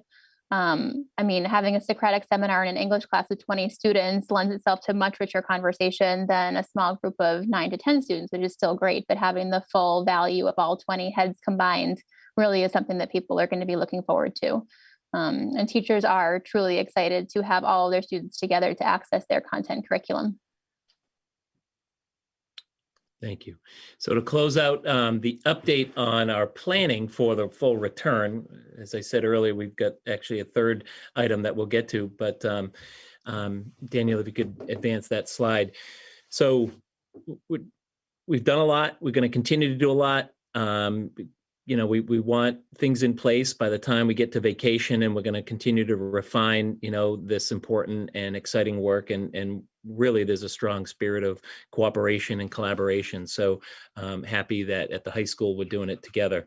But there's more planning meetings. There's more synchronous connections in store. I guess on that note too, one of the things that we're kind of realizing, and we'll talk more about it with department heads and our teachers, but realizing that before vacation, if we plan it accordingly, to kind of increase the synchronous learning in all 5 days before vacation, that will help, certainly build that stamina that I said was a primary consideration of ours in our planning of this. So more information about that coming up. But kids, if you're listening, you'll get your rest over vacation, but you might have to earn it. And we mean that in a supportive and encouraging way, of course. But we're envisioning classroom space with more desks in it. Kids are getting used to it. Staff are getting used to it. And I want to announce here tonight that we've had so much fun with the student office hours, and some parents have joined those, which has been great. We're going to have our own admin office hours for parents as well. So stay tuned. We'll get word on that in the next couple of days, if not early next week. So admin office hours for parents between now and the start of the 26th. And if they go well, we'll even keep them on after that too. But looking forward to communicating, some more details over the next few weeks. So that kind of concludes the synchronous and the planning piece. I don't know if it's a time to move on, Daniel, to some of the other exciting coeducational things. So, Amber thought it'd be a good idea to share some of this stuff, and I couldn't agree. As I had to pick and choose which things to put on this slide, but it might look different because it's virtual in some cases, but our kids are still very active at the high school and in the community. Our best buddies did a week-long campaign, spread the word to end the word, decorated the hallways, really a nice bit of spirit. We all wore blue on Cardinals Wednesday and Navy's Thursday. So excellent, spirit building activity. Girls Who Code are in competitions and doing things virtually. Our robotics, just saw Lou, our robotics leader, and he said, yeah, it's different, but we're working on it virtually, so they're very active. Our Vision Club, because of screen time and concerns over screen time, they actually had put together some research and some slides that we shared with faculty before the February remote week. So our kids are interactive and thinking of each other and thinking of our teachers. So that was kind of a neat thing. And then our Science Olympiad, this just came off the wire just yesterday. So our Science Olympiad, very active. They competed recently in 2 competitions. Well, one was really an exhibition, the Marquette University High School exhibition, and then the Massachusetts State Invitational. And out of 58 teams, Westborough High School Science Olympiad placed 11th. In the Mass State Invitational. Fully collaborative effort between students and the 2 advisors, as well as other teachers. Lots of time and effort extended. Our custodians also, were instrumental in helping, clean up the mess from the science experiments and stuff. And just a huge congratulations to that group. Our class of 23 and class of 24, our new students to this year, what a year for them to come to the high school. But they've had, different fundraisers, different spirit wear. Our sophomores are trying to organize some things too, and have been doing a nice job with that. And other clubs have started up for the first time too. And in the community, our National Honor Society continues to help our veterans, student council involved in things, environmental club working with, Mr. Dunbeck and other members of the Climate Action Committee. Hoping to have an assembly pretty soon on that piece. Generation Bridges, so these are groups of 17 students who come together once a month or so, and they write cards to our senior citizens. Interact recycling up at Coles on cold, windy, snowy Saturdays throughout the winter. We had our students contribute to the master plan with answering surveys from one of our students who sits on that urban planning committee. So I just couldn't be happier. You know, we try to publish some of these, you know, events and some of these, you know, results of their work as often as we can. But please know that, you know, just ask your students if they're involved in these clubs or if you're paying the small fee to be part of it. You know, there's a lot going on. And then the last slide, kind of staying with this theme of what's going on. We continue to meet with our class leaders. There will be a National Honor Society induction in the next month. So we're planning with that leadership team on a safe and socially distanced but appropriate induction, not only for this year's class, but last year's induction class that did not have one. So looking forward to that. Our junior class is planning a movie night out in the back parking lot with hopefully an inflatable screen and, you know, some popcorn sales and a socially distanced and safe movie night, kind of like a drive-in, you know. And then we are currently planning to have some type of junior dance. I think it's safe to say it's not a prom, but we are looking at some outdoor options, working with the town rec department, and looking to do something at the end of May with the juniors. So just met with them again this morning, and they've got some good ideas, but you know, have to get creative to meet all the social guidelines, social distance guidelines. Our senior class, there is a lot going on. We are pushing out class of 2021 news. I'm working with the class officers, of course, and working also with a parent that is connected to some social media to help get the word out that way. But there is ongoing recognition events. Just yesterday and on Monday, we had an ice cream truck and gave coupons to the seniors for 50% off. So either $1 or $1.50, they could get an ice cream. Seniors last day, we're trying to organize again. The Westborough Public Library and the youth librarian, Jen McGrath, is stepping up again and running the Adopt a Senior program. Mr. WHS, which you might hear about from Mr. Martin in his report, is May 27th. Baccalaureate will be June 4th. Stroll down memory lane and project graduation will also take place on June 4th. And when I say project graduation, what I mean is Project Graduation Committee is sponsoring the stroll down memory lane. There will not be, unfortunately, a project graduation in the true history of that organization, but they are instrumental in providing a stroll down memory lane event that we had last year. And then graduation for the seniors will be June 5th, 5 p.m. on the turf field with appropriate safety guidelines in place. So please know there are newsletters on our website. I linked them to this presentation as well, and I believe this presentation will be linked in Superintendent Bach's FAQ document coming out. But please know when we're determining these events, we work directly with the students. I can't tell you how many kids come back after graduating and say, you know, we were prepared, not just academically, but we were prepared as leaders. And we love parent help and parent ideas, no doubt about it, but it's really the kids' event, and we support them accordingly, and we give them the opportunity to put on these events and to lead because it's great experience, and they're very talented young adults. So events are student driven from conception to completion, and we're there every step of the way. So, you know, if anyone out there is thinking that, you know, we never hear, we're working on that, and you know, come to the admin office hours and ask your questions, and we'll be able to give you as much information as you want. So thank you. It could have been longer, but we wanted to, you know, give you as much detail as possible about all the things that are going on, and we're very excited, as you can tell. So next slide, Daniel, for any questions. Thank you so much.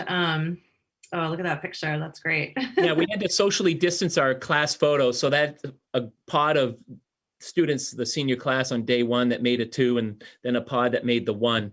I tried to have all 4 pods, like the 2 and the 0, the 2 and the 1. It just became unwieldy. So we went with just the 21. It's great. Thank you for that, you know, incredible level of detail in your presentation. I think everyone appreciates hearing about just the complexities and what it takes to bring back all of our students, and also to hear about the planning, you know, as Amber had said when she opened the meeting, that, you know, spring is in the air and we're looking forward to, you know, getting back and reconnecting with people as vaccinations move in and guidelines become a little looser. So, you know, one thing I just wanted to reiterate before I open it up to the committee for questions too, that, you know, I know a lot of people are talking about a return to normal. And I just want to reiterate that a full return back to the high school does not mean a return to normal. So it might feel more typical, but it's not a return to normal. And that also includes outside of school. So this is not a return to our normal everyday social activities that we typically would have in a spring. Certainly we can spend a lot of time outside, but we still have to be vigilant. COVID is still in our community. You know, you see the updates coming from the superintendent. I get a couple a week with different cases, you know, faculty and students who have COVID. And, you know, usually they're not in the school during their infectious period, but sometimes it happens and we have to quarantine. And it's going to be up to every single person in our community to make this full return happen, to keep everyone safe and to keep everyone in school. So we have really minimal quarantining. So I just wanted to make that point, that it's not a return to normal, but it's a return to something really great that I'm glad we can offer to our students. So I'm sure there are some questions from our committee. So I'd love to open it up. And so I think maybe just to make it easier, I'll just like call on the committee members for questions. So first I want to check in with Steve. So it's been a long time since Steve had a high schooler, but I didn't know if he had any questions. And Steve, I think you're on mute. No, I don't. I think it's exciting, though, from my perspective, which is 20 years, I guess, after my kids graduated from high school, you know, to see the dynamics and the interest of kids to go back to school to learn. You know, one of the things in life for people who have the interest to learn is when you see the sparkle in their eye, that they understand what they've just been told. And many times that means they understand how to use it. And so that is the secret of education. And of course, all of us in our lives have that opportunity to experience after school the things that were spoken of tonight. And one of the things I will say, for the number of years I've been on the school committee, that our students are prepared, as has been said, and that they know the difference between when they get to a place out in society, how to think about the environment they're in, how to participate in the classes that they're going to in college, and appreciate the fact that all the effort that those in this town create and put into the school systems, not only the teachers or the administration or the school committee, but parents as well. And I think we have been very successful and equally successful in the COVID period when compared to other school systems. And so we've done well. I think our kids are generally healthy and will remain that way based on the programs that are now installed in the system. So congratulations to you all, because it didn't happen all by itself. Thank you, Steve. Lisa, what questions do you have? One of the first questions I have is the last day of for seniors. Is that being changed from May 26th, 27th?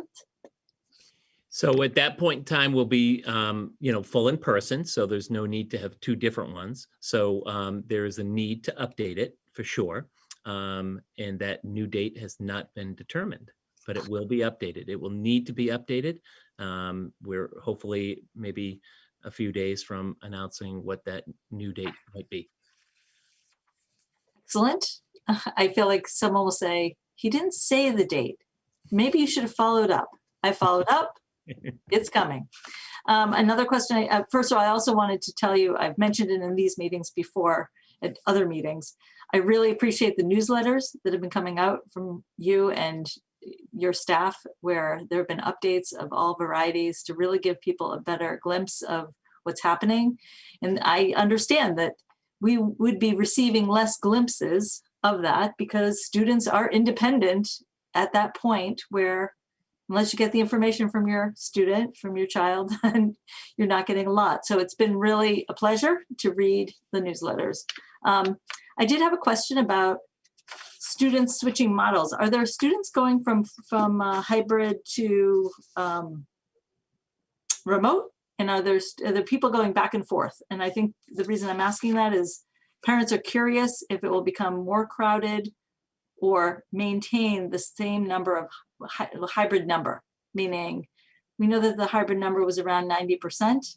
Is it still maintaining around 90% of the full population when we go to full in, or is there suddenly a drastic increase or an increase in remote? Just to give parents a perspective.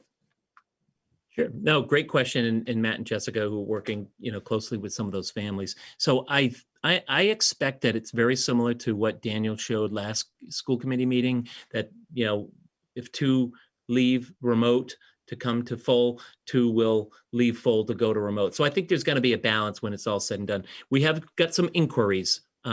People have not identified what it is they want to do yet, but they have, per Superintendent Bach's most recent communication, reached out to us, and we're having conversations with families about what that will entail.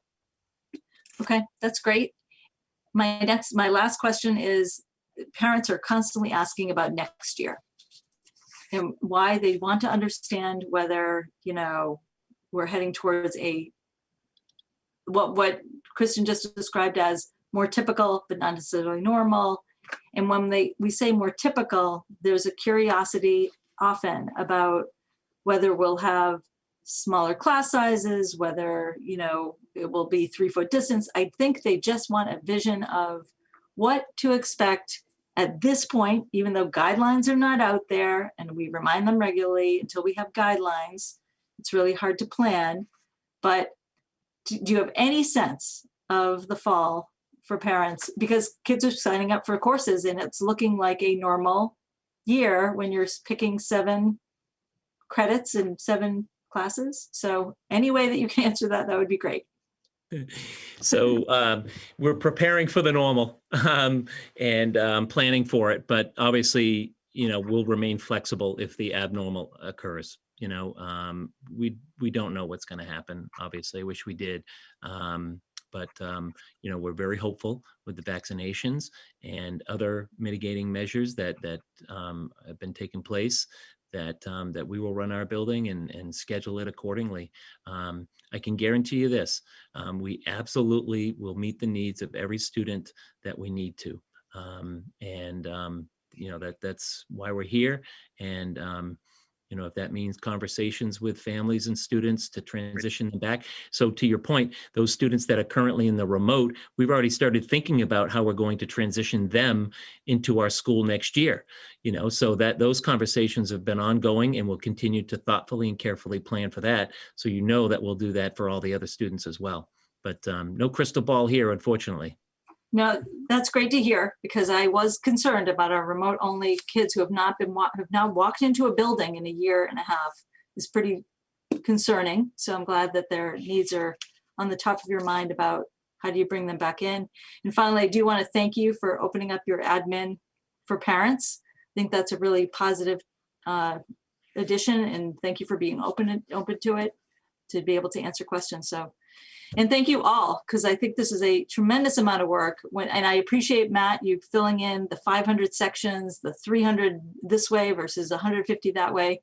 It gives people a perspective about how much work has to be done for that number of sections to make sure that it is a safe environment when our kids return, and that it takes a period of time to be able to do that. So for the impatience that we sometimes hear from chatter around us, I do feel like I'm glad that there is a thoughtful, safe process happening, because it is a lot more complicated than most people believe and understand. So you sort of set it out there for us, and I'm just grateful. So grateful to your whole staff and all of you for being able to present this evening. Thank you, Lisa. I want to answer 2 questions with one answer. So our newsletter, our new administrative assistant at the high school, Mary McDermott, deserves an incredible amount of credit for shaping that newsletter and having some great ideas and suggestions.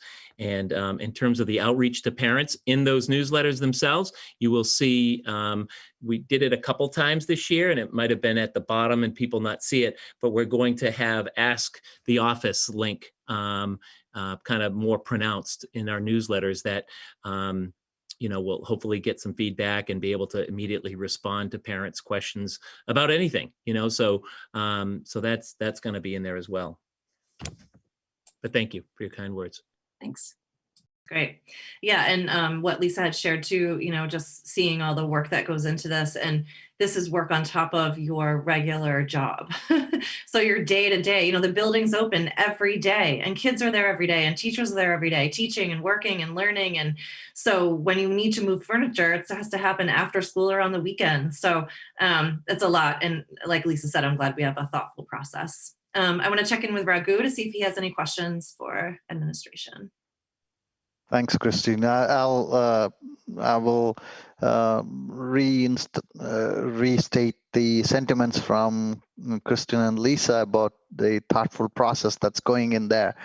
My one question is, when parents come to pick up the kids, it's quite a mess with the cohorts split. Now with double the kids coming into class, and I can only imagine the traffic is going to be doubled. Is there any thoughts on how to manage that situation? So we know it's going to be a problem because more kids are getting dropped off and picked up than ever before, because of maybe perceptions about bus safety. And I appreciated Lisa saying that, ventilation in buses is actually very, very good.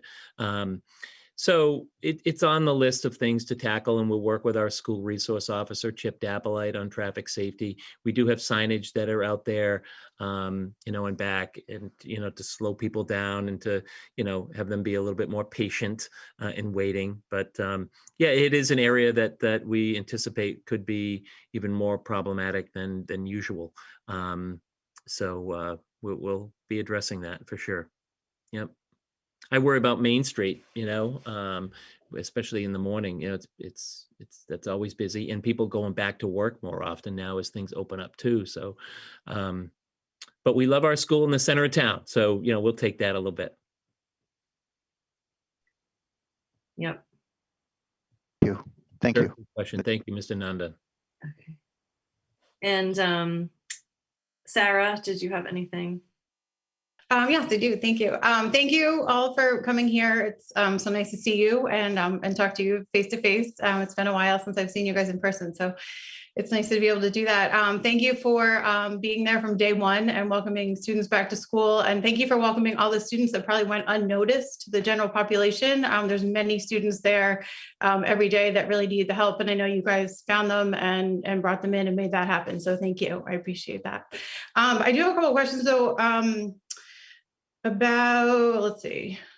Lisa kind of brought up before the quarantining. If someone gets quarantined, I know you went through the scenarios of occasionally, frequently, and those seem like tools that the kids could use. I'll just pick on one of my own children for a second. If said child got quarantined, I'm sure that they would tell me that, oh, I got work sent to me or whatever. But if there was like a possibility of zooming in or listening or something like that, would that be something that child should talk to the teacher about or email the teacher, or like how would we figure out how to do some of those techniques that you mentioned? Sure. Yeah, so it would be in the hands of the student and the teacher for sure. So part of our communication right now includes, notifying teachers that X student is out for the next few days, and the student and the teacher are immediately in contact with one another.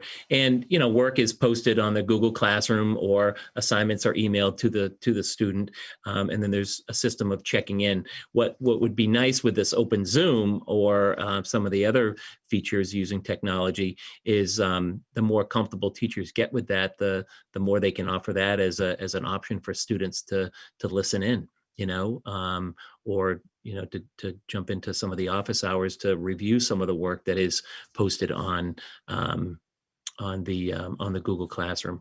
But it is an area that is on our planning agenda. So we talked a little bit about it already this week, and the slow build of all of these synchronous connection options, I think should organically allow for those things to take place in the event of a quarantine of students. So, but it is on our agenda, and we are looking to move towards something a little bit more definite. Yep. Okay, no, that sounds good. And maybe if that could eventually end up on the frequently asked questions or something, if that was good. Amber and I talked about it today. Yep. Yeah, as a parent, that would be good information for a parent to have, to know that those tools were to encourage children to use those tools. I guess my other two questions are kind of about transitions. Being I have an 8th grader and a junior, the 8th grader question, I guess, would be kind of more like internally, like would departments be communicating from Gibbons to the high school about like what was covered and things like that for specific subjects and things like that, to make sure that the kids when they start out kind of know where they ended up at the end of the year?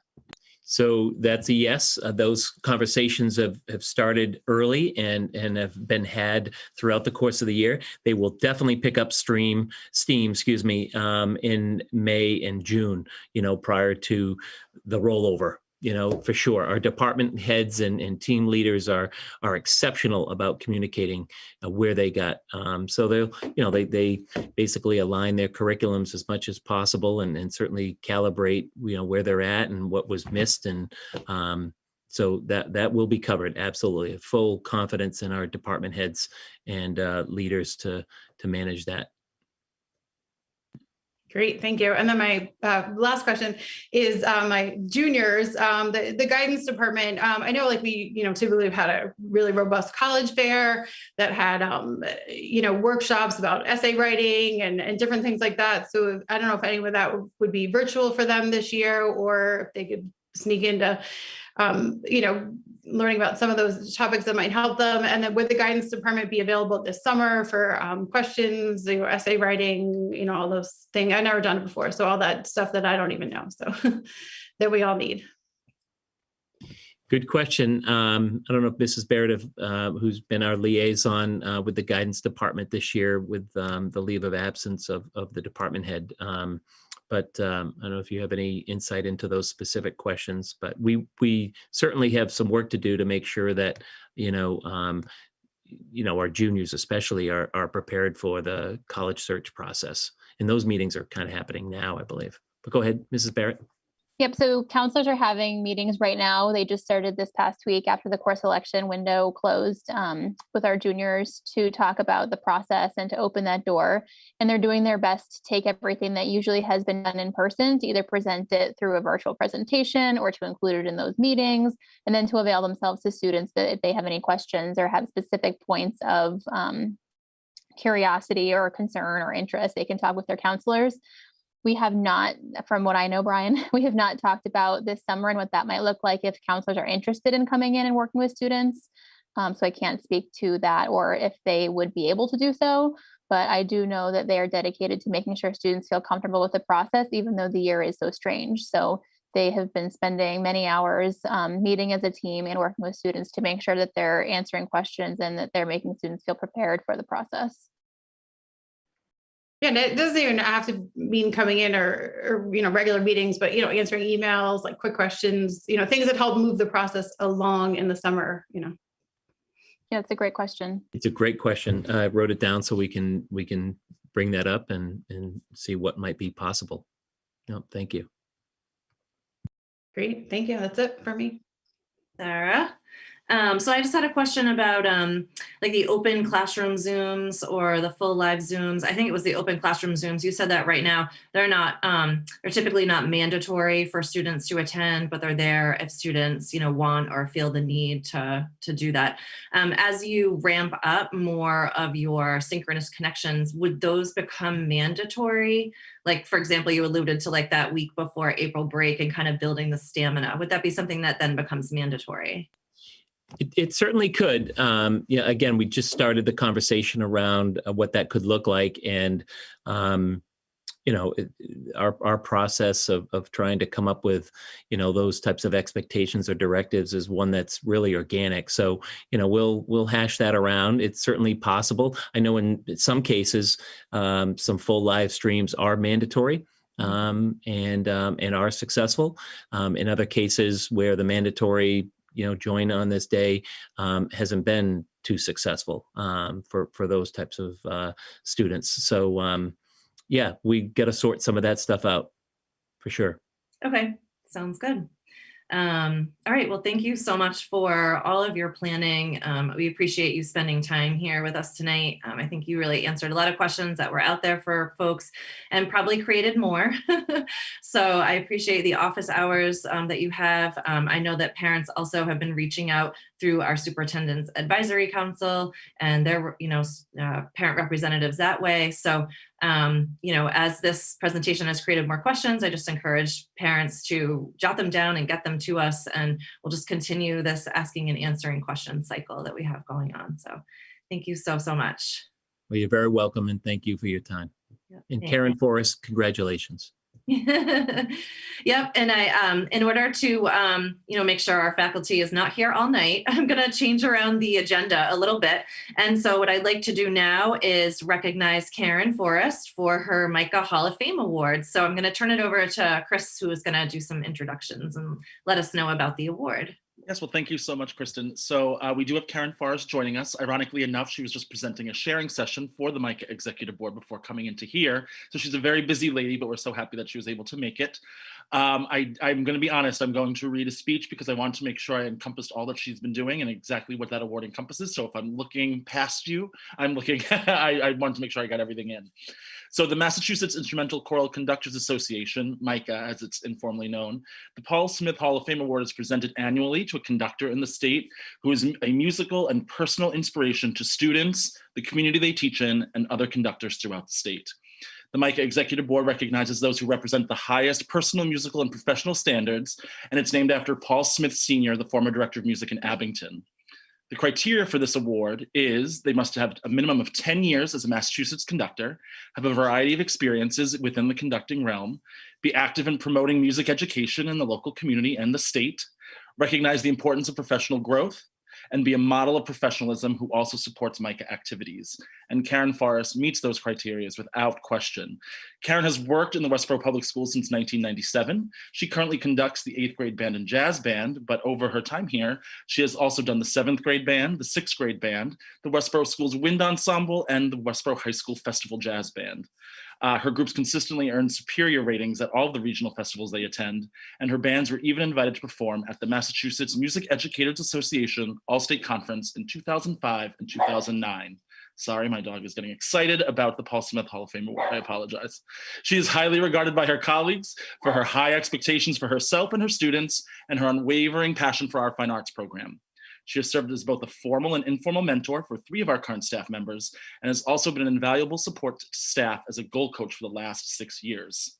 She joins former Westborough faculty, Dr. Bill McManus, the original coordinator of fine arts, Mr. Bill Papazizis, and recently re-retired band director Ted Haggerty in winning this award.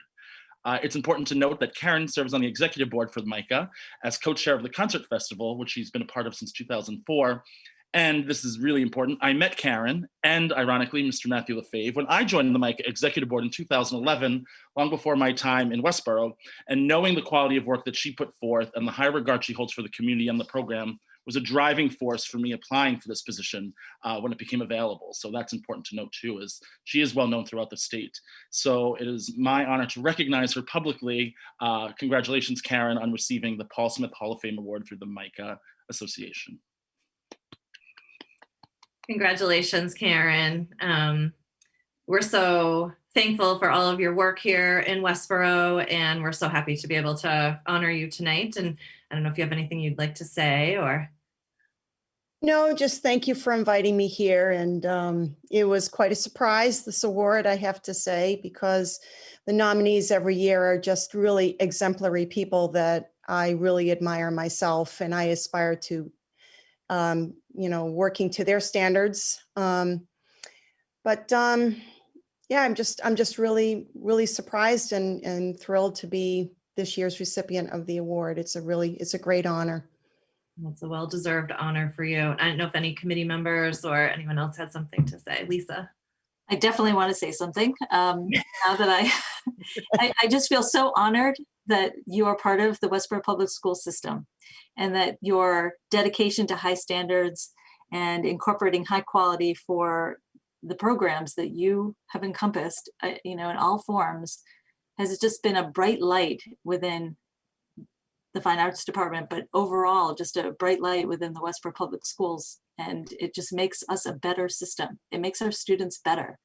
And now I feel like I have firsthand as a parent to have watched my own, been under your tutelage and your instruction to really grow as a little trumpet player, to grow into something that's different and so rewarding. And I just believe that our students feel your passion for, their instruments and have become better for it. So thank you, thank you, thank you.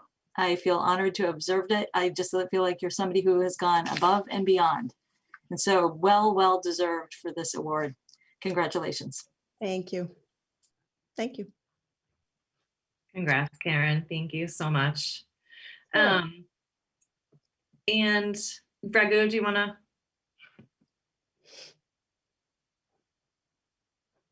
I just wanted to congratulate you, Karen.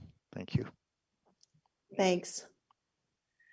We always say that you don't have to stay for the rest of our meeting. So know that you probably have a busy day ahead of you tomorrow. So we appreciate the time you took to come to our meeting tonight and to be recognized. Sure. Thank you so very much, Karen. Thank you, and for inviting me here tonight. Congratulations, Karen. Congratulations. Thank you so much. Okay, thank you. And Chris, I'm just going to continue on with you. If you want to give your fine arts update, we'll just stay in the realm of fine arts right now. Yeah, sure, absolutely. And I'm going to let Daniel off the hook. I'll present if he gives me screen sharing. I feel it's like when we were in elementary school and it was the film projector and you'd be like next and the thing would go off and you go beep, and then I feel like that's where we were. So Daniel, I can share. I'm so excited for that. So if you want, I'll be more than happy to. I just need to give you. Do you have permissions? Can you do it? Yep. Or do I need to give you Let's permission? see if I can do that. And I'm going to lock the dog. Nah, he's fine now. I'm going to lock him out. Okay. Put Monty on the screen. Oh, no, we don't need to see Monty right now. We're fine. So welcome, everybody. It's nice to see you. I just realized I haven't been at a school committee meeting since March of 2019. So it's just been so long. That's when we were getting the Florida trip approved, which unfortunately never happened. But it's so nice to be back with good news and exciting updates. So thank you. I'm going to roll with Kristen's terminology of typical rather than return to normal. I'm going to start trending. I like that because we are getting back to more typical events and fine arts programming, but of course it won't be exactly as families feel as it is return to normal. So I would love to start with what's changing. I would like to look to the future. Everything is almost changing, which is great. Up until March 1st, we weren't allowed to sing in schools at all under any circumstances indoors.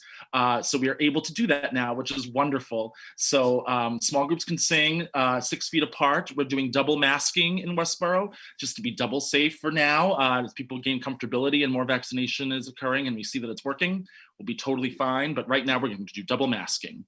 We're able to, once we return to in-person learning, have our first full ensemble rehearsals. So we were in the cohort model and instrumentation was mixed, and obviously it's half the band, half the orchestra. So we weren't able to really do that. Now we're able to see our full groups for the first time. So we're very excited about that. Again, with no singing in school, instructional time was limited, and now we're seeing every day with singing in school and full rehearsals. We're going to get back to a more typical schedule. Spacing will be different. CDC guidelines will be enforced. Instrumentalist band will have bell covers and specialized face masks to be worn. They have to be 10 feet apart while playing. And then choruses will be 6 feet apart, masked while singing. And then the orchestra, lucky for them all year, as long as they're doing social distancing with their masks on, it didn't really interfere with their playing, so that will maintain. Public gatherings, maximum capacities are increasing, and how many people are allowed to have join us for events is increasing every day. So that's really beneficial. And the nicer weather, as Brian mentioned, brings about tents and outdoor concerts and outdoor venues. So we're very excited for that as well. So lots of changing. What isn't changing is our commitment to the remote students to maintain their ability to perform in our ensembles remotely. They've been able to do that since September, and that's something that we're going to continue without skipping a beat. They're just going to join us live during those rehearsals as they've been doing all year. So we really value that they get to still be a part of the program, even though they're home. That means that we are going to be doing a bunch of different performing events. So our first one will be a jazz night. As Lisa mentioned at the beginning of the year, beginning of the meeting, that there was a jazz clinic. We are going to do a culminating experience there. It was funny, 2 weeks ago, this blue box would have been barely anything. And now with the restrictions, it's growing and growing every day, which is wonderful to see. We will be doing a contemporary a cappella program, our Acapalooza, as we call it. That will still be occurring. And then we will be doing a small chamber ensemble concert, outdoors, hopefully. We will be doing a modified choral collage with our high school groups. And we will have a band concert, an orchestra concert. Our theater production company, Center Stage, will be doing an Evening with the Stars, which will be outdoors for 2 nights. We'll have our WAFI senior banquet in May. Again, Mr. WHS, which is a longstanding tradition. We are going to be doing it live. And then what that will look like, again, will depend on maximum occupancies, but we will be doing that live this year as opposed to the episodic, wonderful episodic trial run we did last year, which was great, but we're excited to be back in person.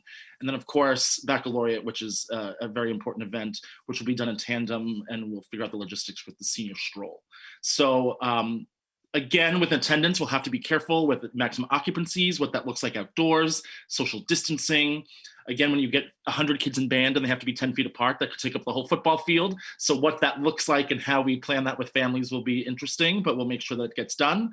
And then all of these, for families' comfortability and occupancy, will be either Zoomed or live streamed in conjunction with Westborough TV. So everyone will have access, and we are not charging for any event this year. We think it's important to just get back as a community, get back together, be singing, creating, making music, performing for each other. And, you know, at this point, like, what's $5 a ticket? I would love to see everybody again. So we will not be charging for any of those events. Lots of questions about marching band with the upcoming football season. So I really want to make sure that we have some guidelines here, and I was able to present a little bit of an update on what that looks like.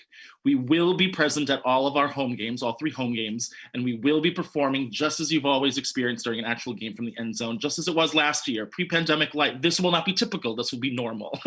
So they will be able to do that. The halftime show will be typical, but not as normal. MIAA has reduced the halftime length just in order to curtail games and make sure everyone's safe and not necessarily socializing and lingering too long. So we will be doing a modified show. It will just be shorter, and obviously with 10 feet apart, end zone to end zone, 70 kids, it's a little harder to do like fancy movements in 3 weeks, but you know, there'll be some modified movements in a modified show. We also have to be careful with our spectators and, again, crowd occupancy. And the band has 70 students and the football team has 35. So we're doubling the team on the field. So it will look a little different than Johanna's wonderful work for spectator participation, but every family will be guaranteed at least entry into 1 game, with seniors getting preference for their senior night on April 9th. So we will find out a way to disseminate tickets and work that lottery better, but everyone will have access to a game. And again, they're also on Westborough TV. So if you don't feel like coming out on a Friday night, if it's a little chilly, you can just turn on the TV and you can watch from there, and that's okay. No other towns are really doing marching bands, I'll be honest with you. So they're not really accepting outside groups to other towns, again, for their own safety, our safety, busing. So we won't be traveling to the away games, but that's not necessarily a Westborough thing. It's just that there's not a lot happening with marching bands and other teams, and they're trying to curtail who they're letting in as outside people as well. But have no fear, marching band will be here, I promise. So that's coming up very soon. I don't want to forget about visual arts. Again, the fine arts department is performing and fine arts. So we will have a spring exhibit just like we've had in the past. It will most likely be online just because we don't want to promote people gathering at a gallery. We used to do it in the high school auditorium lobby, in the high school auditorium or the main lobby. And we just can't, you know, we just can't, with the curtailing of crowd sizes, we don't want to just leave it open and guess how many people will show up, or preclude people from seeing their kids' work. So we'll do an online gallery, and our remote teacher, Alana Conlon, just got approved from WAFIA for an art projection Zoom grant. So what they're going to do is they're hiring a street artist from New York that we do know, it's not just some random street artist, who works on doing creative art and projecting it on like highway overpasses or skyscrapers, and like just doing this like live kind of art installation. And we're going to do that, and we're actually going to project it on the schools, and then people can drive by and see their kids' artwork projected. It helps remote people who can kind of stay safe and from a distance and don't have to go into a building. And we're hoping to expand that to all of the elementary schools, but that actually just got discussed and approved this week. So we're excited about that. It's never been done before, and WAFIA was nice enough to hopefully we'll be able to purchase all of those projectors and stuff so that we'll be able to use it for the future for all of our events moving forward, which is a really cool idea. I'm really proud of Alana. It was actually her student teacher who just has a passion for this projection idea, and we're letting the student teacher kind of run with it, which is a great experience for her as well. So we're really proud of them for, you know, taking the bull by the horns and coming up with a creative way to exhibit our artwork for our students. I don't want to make it all about high school because there's a lot there, K through 8. So I do want to note that, again, the jazz students did participate in that masterclass, but we also had 30 middle school students accepted into the Junior Districts Festival, which this year is online masterclasses, but it should be noted that they had to upload their own video playing solo and submit it, like, which is a huge confidence, you know, booster for middle schoolers. That's no easy risk there. So they had to submit videos, and we had 30 students accepted out of 37. So that was wonderful. We're super excited. Mill Pond students get to meet their teachers for the first time. It's interesting that Lisa had mentioned, like, kids haven't entered a building in forever, but I was talking to the orchestra directors, for like Val Clemens and Teresa Cleary, who teach 4th grade orchestra, along with Judy Garrett, who's remote, and they were like, we're gonna have to go to the homerooms and pick them up because they have no idea where the music wing is. They've never set foot at Mill Pond before, which is just such an interesting concept to like wrap around. It's going to be April, and we're going to like welcome kids to buildings for the first time ever they've never set foot into. So that's interesting. And of course the teachers are like, I've seen them on a screen, I can't wait to meet them in person. So we're excited for that as well. Remote instruction, again, as I mentioned before, will continue without disruption. Our K through 3 ukulele club, it used to be a 3rd grade ukulele club. Our elementary teachers have transformed ukulele club into family music nights, which has been wonderful, well received. Zoom limits at their capacity, and they've been doing like family sing-alongs, like, you know, grab spoons and bang on pots and let's have a drum circle. And they've been having a lot of fun there. Maybe not for their neighbors, but for the families, they've been having a blast. And that may be something that we continue next year, because it's just been a great way to see families and get the school community involved in ways that we had not done before, and just kind of get everyone making music. And when we couldn't sing, it was great to do big family sing-alongs on Zoom when you couldn't do them in class. And again, just maintaining safety protocols.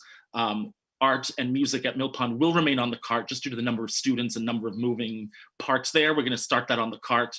Elementary schools have already been in the classroom for some time now, so we're going to maintain that structure. But for families that are concerned about moving too much, you know, the amount of kids at Mill Pond, we are going to keep teachers into the homerooms on carts for the time being until we feel a little bit more comfortable. So that's important to note. Finally, just before we move forward, I want to take a pause and just thank people, because where many towns were cutting their programs and, you know, reducing ensembles to general music appreciation classes or cutting programs altogether, we've maintained a strong program here, which is, again, as I mentioned with Karen Forrest, like real regard for the community and the leadership. I'd like to thank the leadership teams, building principals with their scheduling, Amber Bach and Daniel Mayer, WAFIA, as Lisa mentioned earlier, with their grant funding, Beth Kinski and Kelly White. We've been on the phone pretty much like 5 times a week, just checking in, and Beth has been putting out those wonderful newsletters from WAFIA, kind of detailing what we've been doing during the year. Again, thank you to school committee for all of their hard work. I mean, our students, they came into school knowing they might not play an instrument and they might not sing for a year, but they still came and they're still practicing and they're still working. And I can't be more proud of them and their resiliency and their commitment and passion for what they're doing. David French Music, who's been ordering us puppy pads so kids could play band in the chorus room, and you know, just helping us with all of our needs, helping families if their instruments broke down and they had to quick drive in. And they've been, no pun intended, instrumental in helping us this year. And of course, all the families, and I didn't want to put it in writing necessarily, but I want to just thank fine arts staff, who some of them had to completely revamp their philosophy and their passion for a whole year. I mean, a chorus teacher, when you tell them, oh, by the way, you're not singing anymore, like it's like taking their voice away literally. And then just remote teachers planning remote lessons and, learning Zoom, and last year just making up art lessons that they could teach remotely with a kid who just had like a pencil and an envelope to write on the back of. Like, I just couldn't be prouder of their, as I called it, forced flexibility and their innovation. And I'm so proud of them as well. So I tried to condense that pretty quickly for you, but that's our update on the future fine arts for the rest of the year. Thank you. If you have any questions, I'd be more than happy to answer them. Again, I moved kind of quick, but I didn't want to take up too much of your time and just kind of highlight some of the great things that we have going on.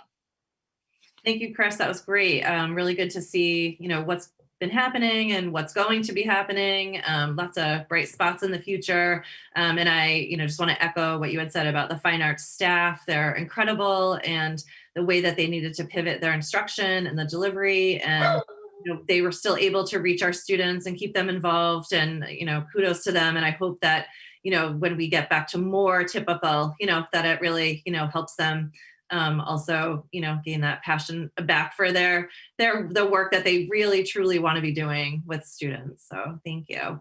I'll open it up to committee members if you have questions for Chris about fine arts. Sarah, do you have something? I don't have a question. I feel like you just delivered like your Oscar speech. I felt like you were going to get played off the. I know. I was like, wait. I was like, I'm like, you. If you know me, I was like, agenda time. I'm like, oh my god, I can't go over the agenda time. I have to stay with it. I'm a very structured person, Sarah. You know me. Okay, well, you're going to get played off the stage though. No, I think everything's amazing. I'm so glad that everyone can sing and dance and play music together again. I can't wait. Hopefully I can sneak into one of those outdoor shows. I do have an adorable picture of my 5th grader with glasses lined up with different amounts of water in them, banging on the spoons that I took a picture of, who told me that I couldn't send it to anyone or couldn't send it to Daniel Mayer for the website. So I'll send that to you so you can see it. If I was not precluded, then that means I'm the #1 send. Like, go for it. That's great. So everyone's done a great job this year with what they were given. So I appreciate you and everyone's efforts. So thank you. Thank you. Other comments or questions? I just had a question about, are there any live ensembles coming from Mill Pond or middle school? So we're working on middle school. I'll be honest with you. We're working on middle school. Right now, their structure is, because of crowd sizes, they're not meeting as large ensembles. They're just meeting in their little broken up sectionals, just to maintain cohort model right now. So we're not rushing in. Again, we're kind of easing and slowing that roll. I know jazz band is planning some stuff, but I don't want to commit the full ensembles yet. Every group will be giving some kind of end of the year culmination, whether it's like a year in review recap video or a live stream. We're working on it. We also know that they haven't met the other kids in their band yet. So we're going to try to see how that kind of rolls and go with it. Our 6th graders, it's funny, it's their 2nd year of instruction, but they've really only had 3 months of like live instruction. So once you get to those upper elementary school grades, again, we're trying to, buck the curve and get them back up to the technique and expectation of where they should be for their grade level.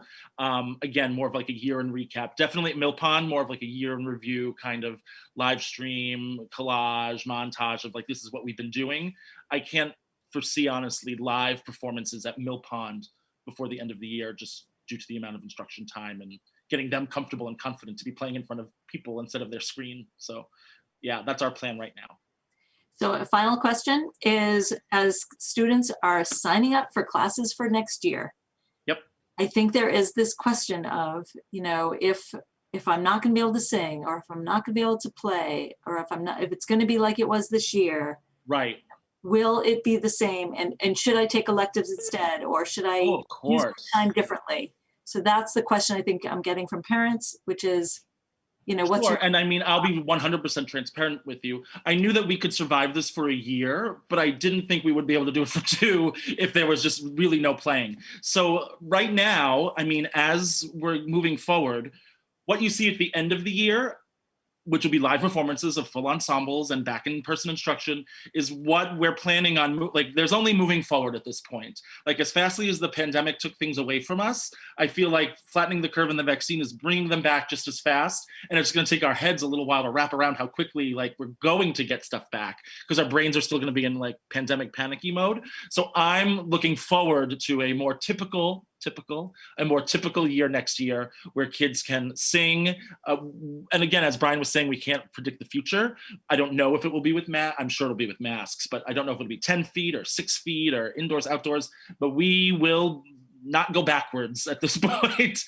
So we're planning at least what you see in May and June to be what you see in September, if not a more typical scenario.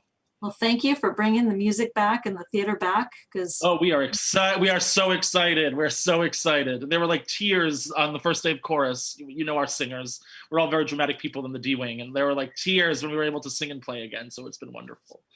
Thank you. Thank you. That's great. Thank you so much, Chris. And I'm going to say, if there are other questions that come up, we know how to find you. And absolutely. And I know Wafi has been so instrumental in no pun intended, sharing their newsletters and all that stuff. So yes, no pun intended, but yes, it's been great to have them. That newsletter has really brought a lot of communication from fine arts out to the community. So that's been great too. Thank you. Yeah. And then I think the frequently asked questions document that I gave you in advance of the meeting, Amber will be linking in her frequently. Is that right, Amber? Is that what we're going to do? Yeah. So that will be out for the community as well this week. So that, as Sarah said, my Oscar speech will be a little bit more verbose and in-depth. It'll be the full unedited version of all of the things that have been asked about into the community in the last few weeks. So that'll be out to the public. Yeah, we appreciate the level of detail. Thank you so much. Okay. Thank you so much. It was nice seeing everybody again and meeting you for the first time. Bye-bye. Bye, Chris. All right, so going to try and regain back some time in our agenda, but we'll see what we can do. Sorry, Pete, we got a lot to cover here at the school. So we have a few more agenda items before we get to the Climate Action Task Force. So I'm going to jump in with the return to in-person school committee meetings and just share with the community that we will be returning to in-person meetings at our next school committee meeting, which is on April 7th. And for all future meetings, unless otherwise noted, but we're like Chris said, we're planning only to move onwards and upwards. So the school committee will be meeting in person at our next school committee meeting on April 7th. We'll meet in the Great Hall at the Forbes building. That's 45 West Main Street. I've been in touch with the Board of Health, and they do not see an issue with us meeting in person since restrictions for gatherings across the state are being loosened. The Board of Health did emphasize that we continue to follow the governor's orders on indoor gatherings and comply with any changes to those orders that may evolve as we, move through the spring. So anyone attending the in-person school committee meeting must wear a mask and maintain 6 feet of distance from others at all times. The 3 feet of distance is only for schools. So as a committee, we'll have to sit and remain 6 feet of distance away from each other. And that's why we're meeting in the Great Hall, because there's a lot of space there for us to spread out. We'll also have hand sanitizer and wipes available for committee members and guests.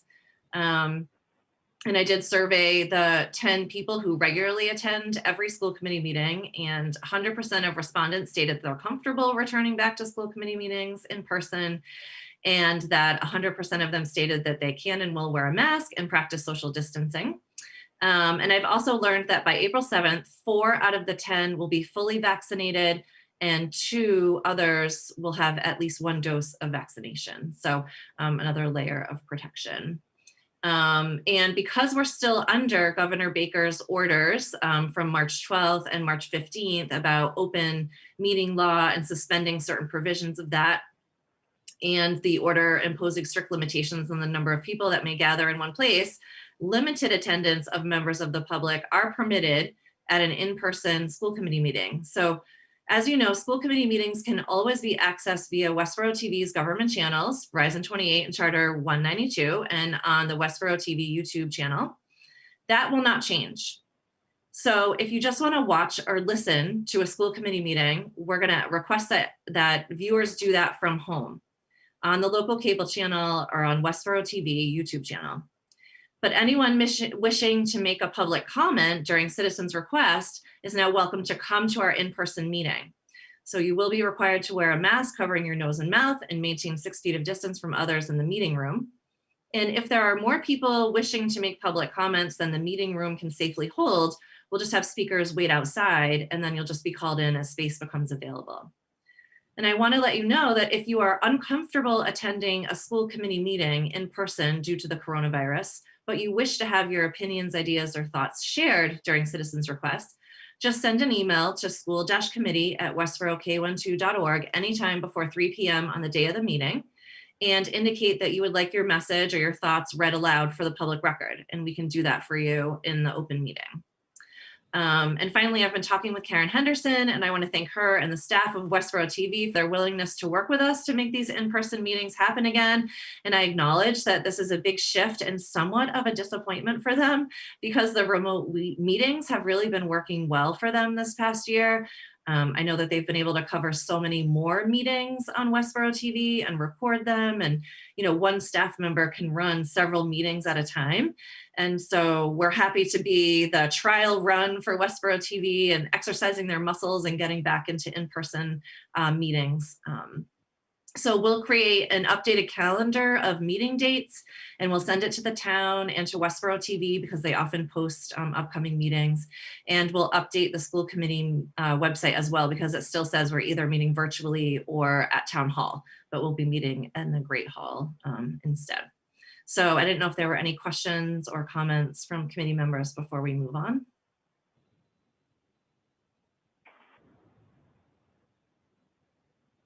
All right, I'm looking forward to actually seeing Steve again in our meetings and to be meeting in person. And it'll be different and strange. I've never chaired an in-person meeting before. I've only chaired virtual meetings. So it'll take a while for us to get back into it, but with practice, we'll be right back at it at no time. So any questions about in-person meetings, feel free to email the school committee.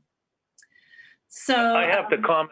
I don't look much better than the gray telephone that you see on the screen. Oh, come on. Yes, you do.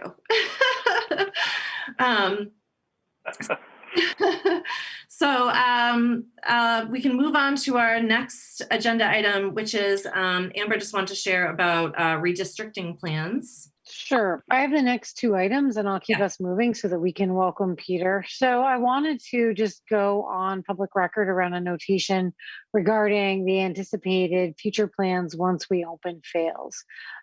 Given where we've been this year with all of the COVID impact and also the anticipated timeline for fails for the 2021-22 school year, so next year, we will maintain all current districting as it stands. I will be in the early fall, I anticipate putting together a working committee that would have some administration, some teachers, some parents, transportation, to come together in a short-term group to work on looking at some flexible street rotations that would give us an opportunity to balance out our 3 schools. We're not looking to do massive levels of redistricting. We're looking to do some targeted adjustments to some of the streets that would allow us to balance out enrollment. So it would give us all next year to look at that enrollment, to see where we are, to look at the balance of classrooms, the size of the 3 buildings, the staffing, and to make, I think, what we hope would be modest adjustments. We know that the fails attendance will grow over time because there's like 26 houses coming on board from that Mount Pleasant development. So we'll look at all of that. I'll have done some of that preliminary work, and we'll bring it to the committee with a structure and an opportunity to work on that again. And I'll co-chair it with a school committee member most likely, and we'll work forward on a thoughtful, as minimally disruptive process as we can. There's certainly some, and we would have that announced by winter so that we could then do implementation planning transition.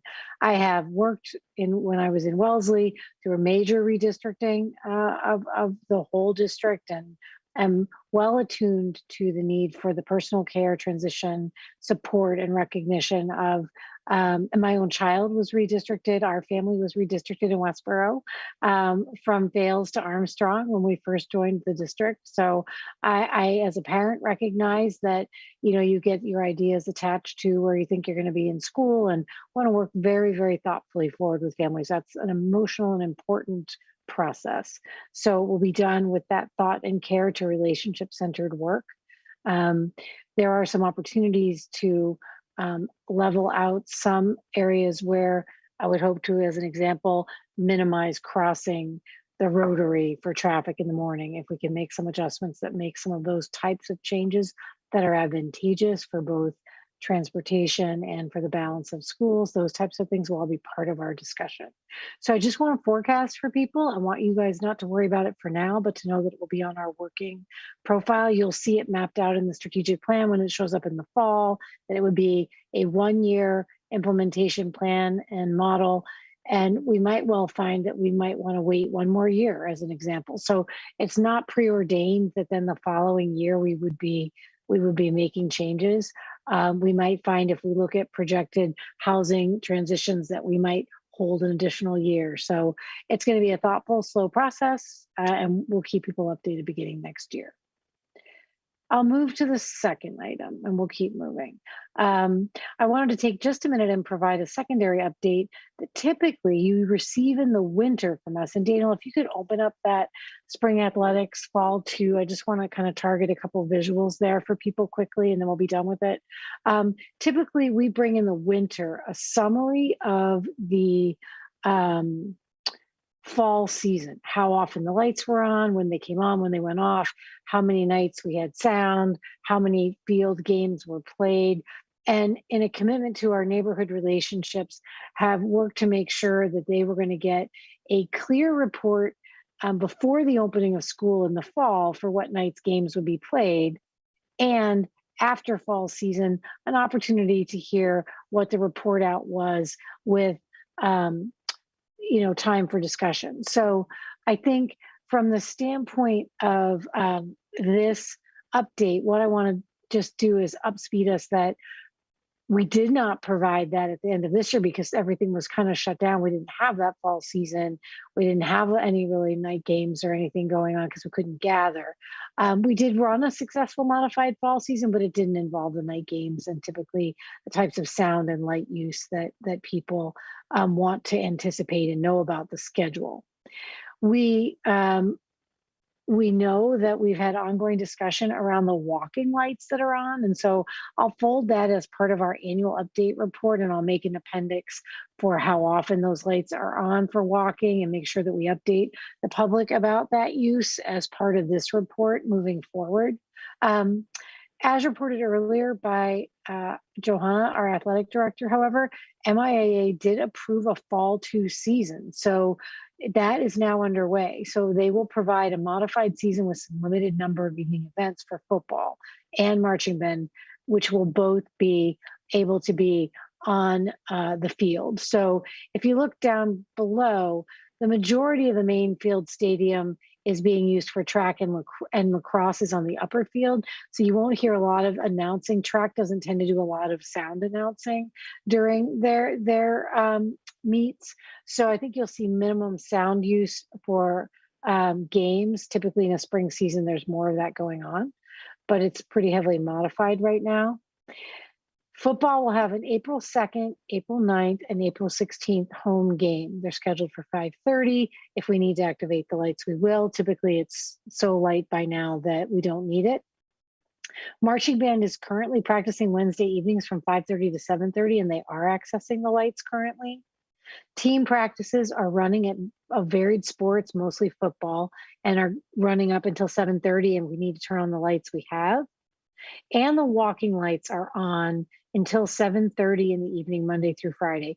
We're almost to the point where they aren't needed. I was up there the other day and it was about 7:15 and it was still just light enough that they were really almost not needed. So I anticipate as soon as the daylight savings kind of transition shifts a little bit further, those won't be on at all.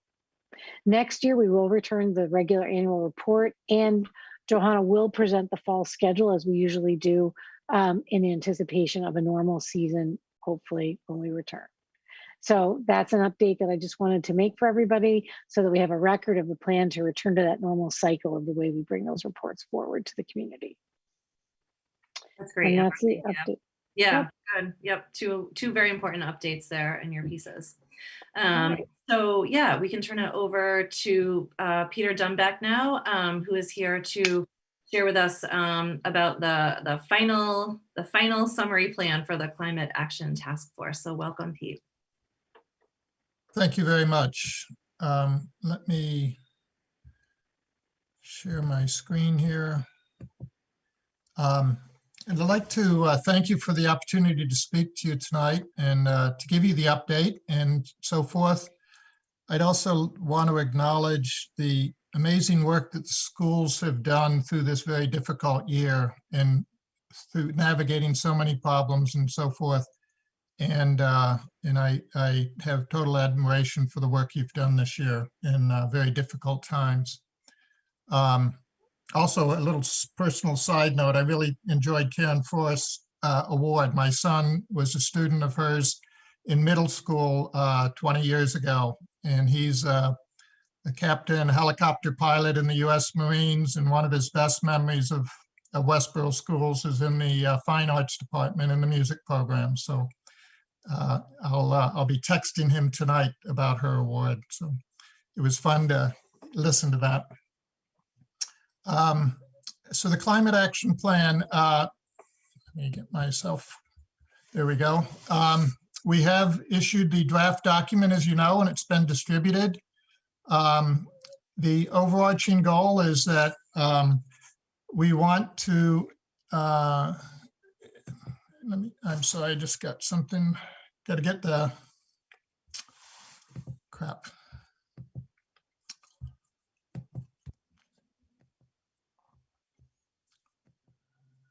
The little video icons were all in the middle of my screen where I wanted to be able to read.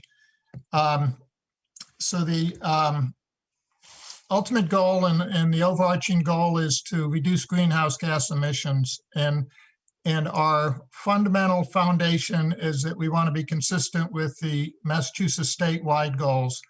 And that means that we need to reach net zero greenhouse gas emissions by 2025.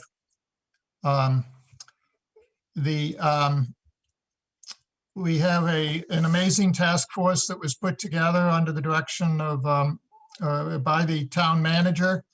And as you can see, Amber Bach was a key contributor and a participant through this busy year. We had other representatives from official capacity across the town government who made very important contributions, and many at-large members who contributed a great deal of personal time, including Dave McMahon, who had to leave near the end of the year there, but made many contributions. So I want to start by acknowledging all the work of this task force. As stated earlier, our work is all built on the foundation of the work that's going on at the state level. At the end of last year, the state came out with several key documents, including the 2050 decarbonization roadmap that's highlighted here, and a clean energy and climate plan for 2030, so for the next decade. This work is really the foundation of the kind of the technical analysis and the basis of our decision-making in regard to what kind of strategies to follow. And in the kind of the conclusion and the kind of the focus of this for Westborough as well as for Massachusetts is that these three areas are the areas we must really make progress in. So from left to right, we need to get buildings to stop using fossil fuels as their sources of heat and move them to electric solutions, primarily using heat pumps, either air source or ground source heat pumps. We need to, in the upper right, convert our transportation system to electric and get away from fossil fuels in our transportation systems. Primarily in Westborough, it's cars and trucks, but also in moving to public transit or human power like bike and pedestrian. And in the energy supply, we need to move to carbon-free sources. It's a huge investment going to be made by the state, particularly in offshore wind, but also in solar and other areas to reduce the carbon content of our emissions. And Westborough has already taken some steps to show leadership in that area. So our climate action plan is built along that same basic framework. We've identified 4 primary goals: the clean electricity, converting our electric supply to carbon-free sources, building electrification and transportation electrification, again, following state goals and using many of the strategies and rebates and programs that are coming from the state. And to complement the building energy electrification is the energy efficiency. The more we can do to make our buildings efficient and do it before we do the conversion to electric heating systems, the better. These secondary goals are all very important in their own way. I won't take the time to kind of go through them one by one, but I think it's really important that we have a complete program that includes these other goals. But the ones that are going to really move the meter in regard to greenhouse gas emissions are the ones on the top, the primary goals. This slide highlights a few examples of the goals that we have set for 2030. And again, these are reflecting the goals of the state. And this would be 20% of the registered vehicles in Westborough will be electric vehicles by 2030, which is a huge increase. We're in the neighborhood of 1% today or less. We need to get to 25% of the households converting to electric heat pumps as the primary source of heat by 2030. This is even a more difficult transition. We also need to reduce our fossil fuel sources by half for the electricity used by Westborough. We've started doing this. You see a great deal of distributed solar around town. Westborough Power Choice has also made the transition to increase its renewable content by 20% above the state minimums in the most recent contract. These are really good programs for leading this transition. And in each of these, there are state programs that we can leverage to help us achieve these goals. With the changes indicated by achieving those goals, in total, we can reduce our greenhouse gas emissions from our baseline year, which is 2017, by the end of the decade, by 2030, by 38%. This is a very significant change, and it's what the science is telling us is necessary. In fact, the most recent science is saying it might even need to be more aggressive than this. But again, our plan is based on matching the state goals. One of the things I have on a late slide, but I'll allude to it here, is that the legislature has just passed some bills that are going to increase the goals and make them even stricter. And so as the state changes its goals, we will adjust our goals to stay in conformance with what the state law establishes. Critical to success of this plan is community engagement. The changes we're talking about will impact everyone, and really critically, it impacts everyone differently. So it's really going to be important that we have timely information, and the timely information is needed when people are making their purchase decisions, because these are still going to be voluntary decisions by people to what vehicle they purchase, what furnace they put in. So we need to get the information out early and make them aware of the benefits and the decisions and the technology available, make them comfortable with it. And there are state incentives and regulatory changes that are coming. They're going to enforce and reinforce the transition to 2050 compliant equipment that's coming from the state. The bottom half of the slide here, one of the key challenges that we've seen as we looked at programs from other towns is the importance of having an ongoing programmatic commitment to the implementation. It's not just creating the document, but it's how does it get implemented and followed up over time. The document's not going to be perfectly predictive of what has to happen over the next decade. There's too many changing technologies, economic conditions. Who would have thought there was be a pandemic, you know? So we're going to have to just roll with the punches, and it's going to require continuous governance of the changes. Our recommendation to the town is to hire a single focal point, a sustainability coordinator. And so we're meeting with the town staff in regard to this to understand what roles the town's department heads can take on. The potential for a sustainability coordinator, how we'll bridge until that position gets filled, as well as the evolution of the responsibilities of other committees like Sustainable Westborough, other boards and committees, and each of them have their own charters, but the plan is expansive in regard to what's being called for. So all of these boards and committees need to reflect in their operations on how they're going to respond to this.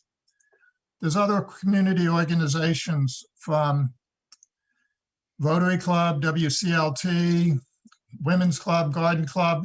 They all care about this issue. And I think we can pull those people together and make it a community-wide effort. So I think there's other organizations, and pulling that all together is going to be critical to success because the changes will impact everyone.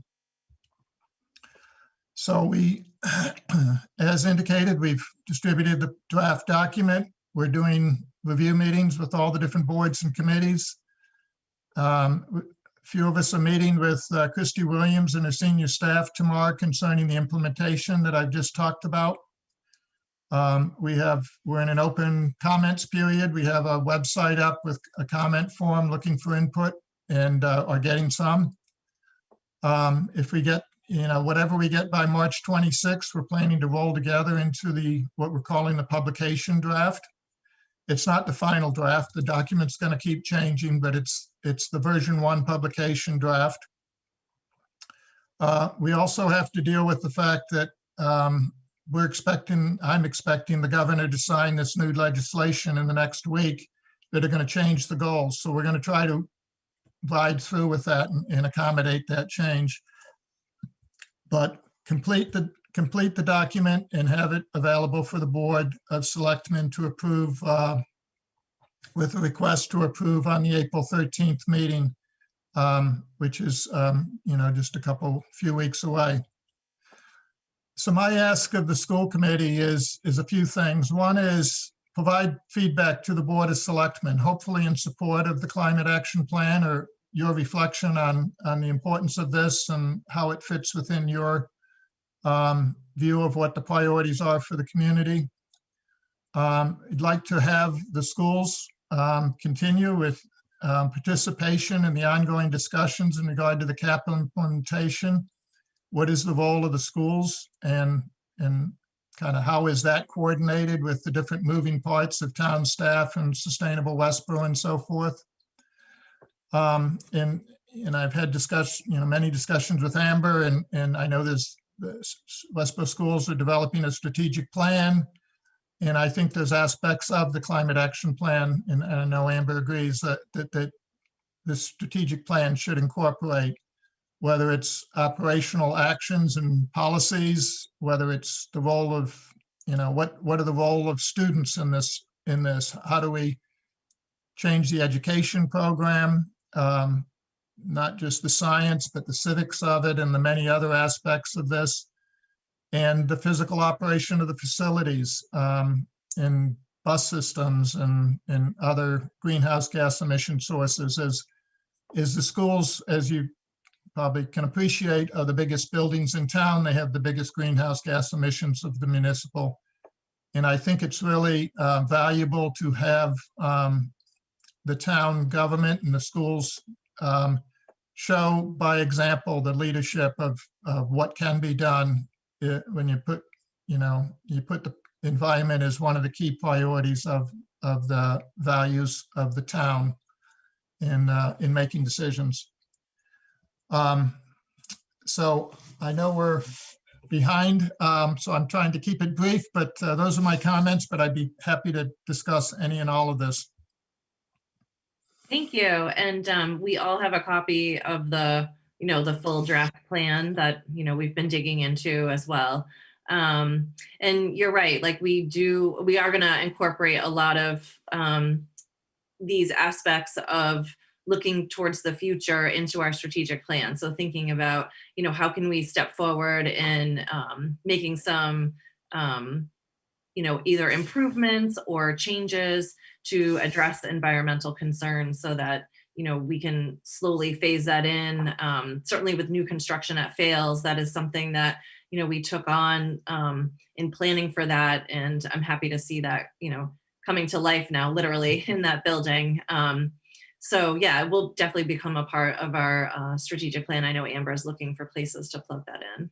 Yeah, just to support part of the conversation here, one of the things I think is important to note is that my role on the committee was to look towards this future implementation, because I was sitting with immensely skilled people. This committee has been fabulous. I have to say, it's one of the most enjoyable and complex committees I've ever participated in, and the work is spectacular. My being embedded in that is to have a depth of picture about it. We will fold the working pieces as they relate to the public schools into the strategic plan. You will see a robust strand as it relates to whenever projects are coming forward at the building level. We will fold in an assessment check sheet that looks towards the green target goals. Do we need a specialized engineering assessment to make sure that we're incorporating certain planning? How do we need to bring different ideas forward such that we're holding on to those when we do the air conditioning at the high school eventually, or we look at different modified changes to the schools over time? We'll incorporate more and more of these targeted goals so that we're participating in the reduction of emissions. I think as well, the educational arm is important. And there's also the cultural shifts. I mean, the committee went after the large portions of what it's going to take to cut emissions. It's a very visionary kind of forward-looking document that goes after the right things. But there is kind of also the work around education and cultural shift. So there's the recycling, the composting, the cultural norms that have to do with raising awareness, knowledge, and becoming a citizen of the world where you are thinking about those things. There's a strong educational opportunity for that will play as well. So there's like the practical emissions to cut and things to do at the really high level building participation, looking at buses and things, all of that over time. But I anticipate you'll see it as a strand in the plan. You'll get to provide feedback once you've read the document, and I'll share it with Pete and the team as well and let them give us feedback as it develops. So I just wanted to commend Peter for his immense leadership on this task and his commitment to really the globe, but also to his children and his grandchildren's futures and ours as well. So thank you, Peter. It's been really enjoyable. Thank you.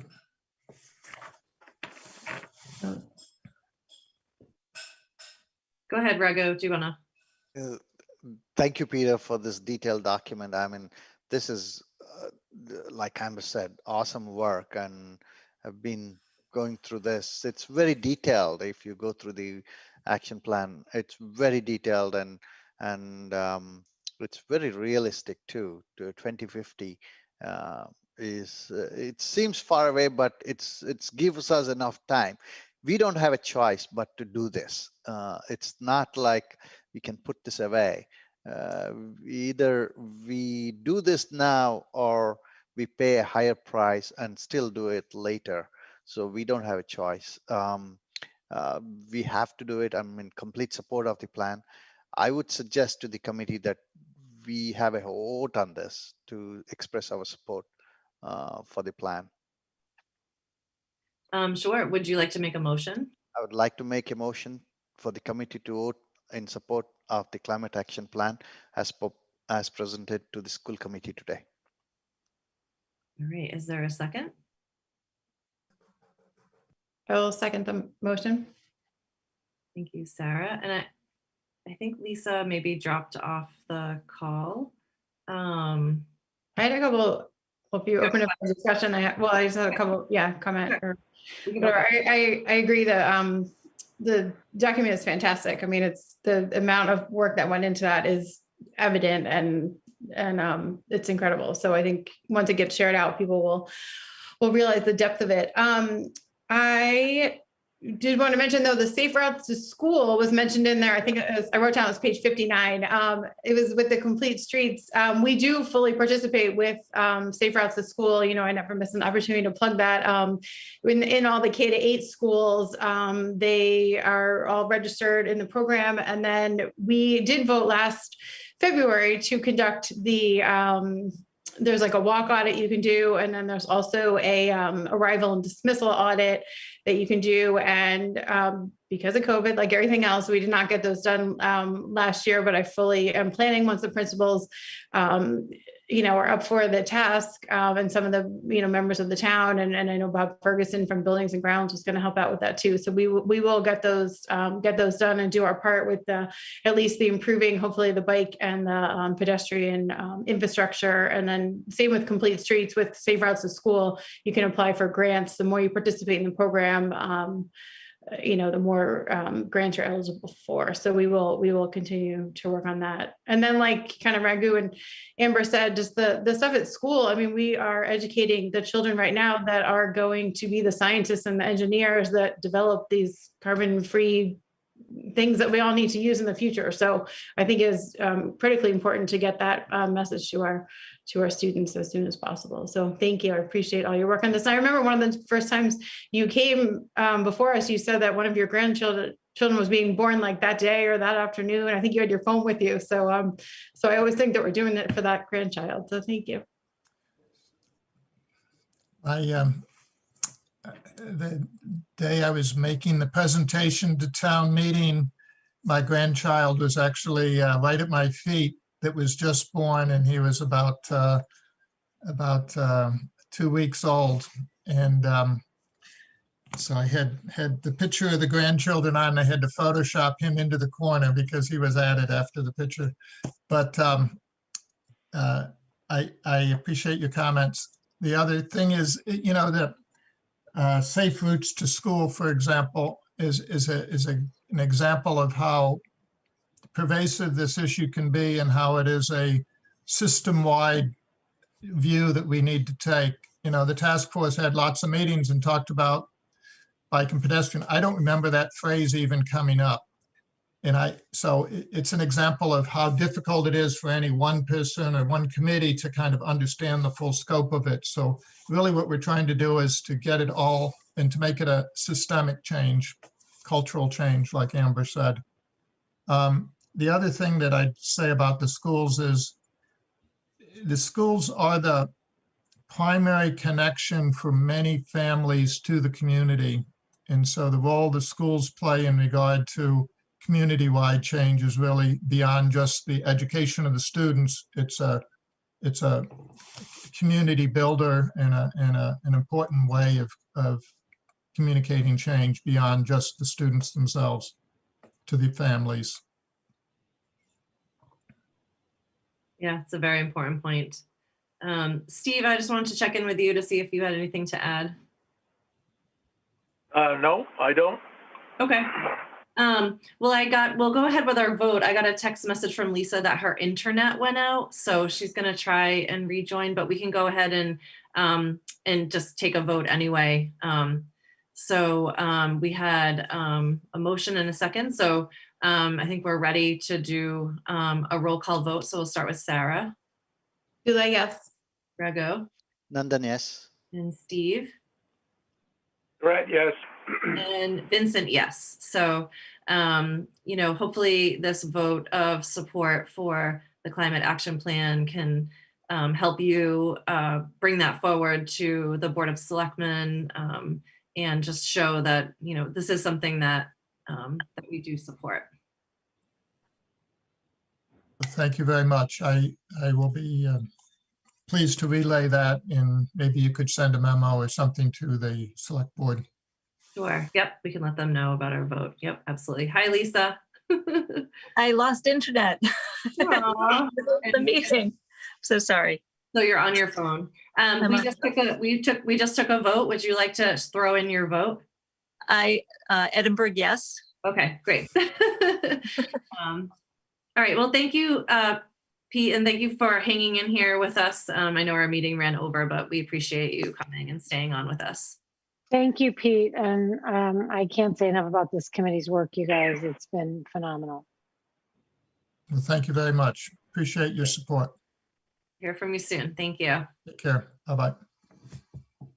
So as we come to the close of our meeting, I just want to let everyone know that the next meeting of the school committee will be on Wednesday, April 7th at 6 p.m. And as a reminder, this will be an in-person school committee meeting at the Great Hall at the Forbes Building. Limited attendance of members of the public will be permitted, but as always, Westborough TV will be broadcasting it on local cable channels and on the Westborough TV YouTube channel. We do have a need for an executive session tonight. So is there someone who has the motion in front of them? Sarah, you want to do that? I do. I vote to meet in executive session pursuant to Massachusetts General Law, Chapter 30A, Section 21A, Purpose 3 to, hold on, I gotta scroll over. I think it's discuss strategy with respect to litigation under Massachusetts General Law, Chapter 30A, Section G2, Purpose 7 to review and approve executive session minutes. Thank you. Is there a second? I'll second it. Double second. All right. We'll do a roll call vote. Sarah? Dula, yes. Raghu? And then yes. Steve? Durant, yes. And Vincent, yes. So Edinburgh, yes. Oh, and Edinburgh, she's still there. I'm still there. All right, we're in executive session. Thank you, everyone.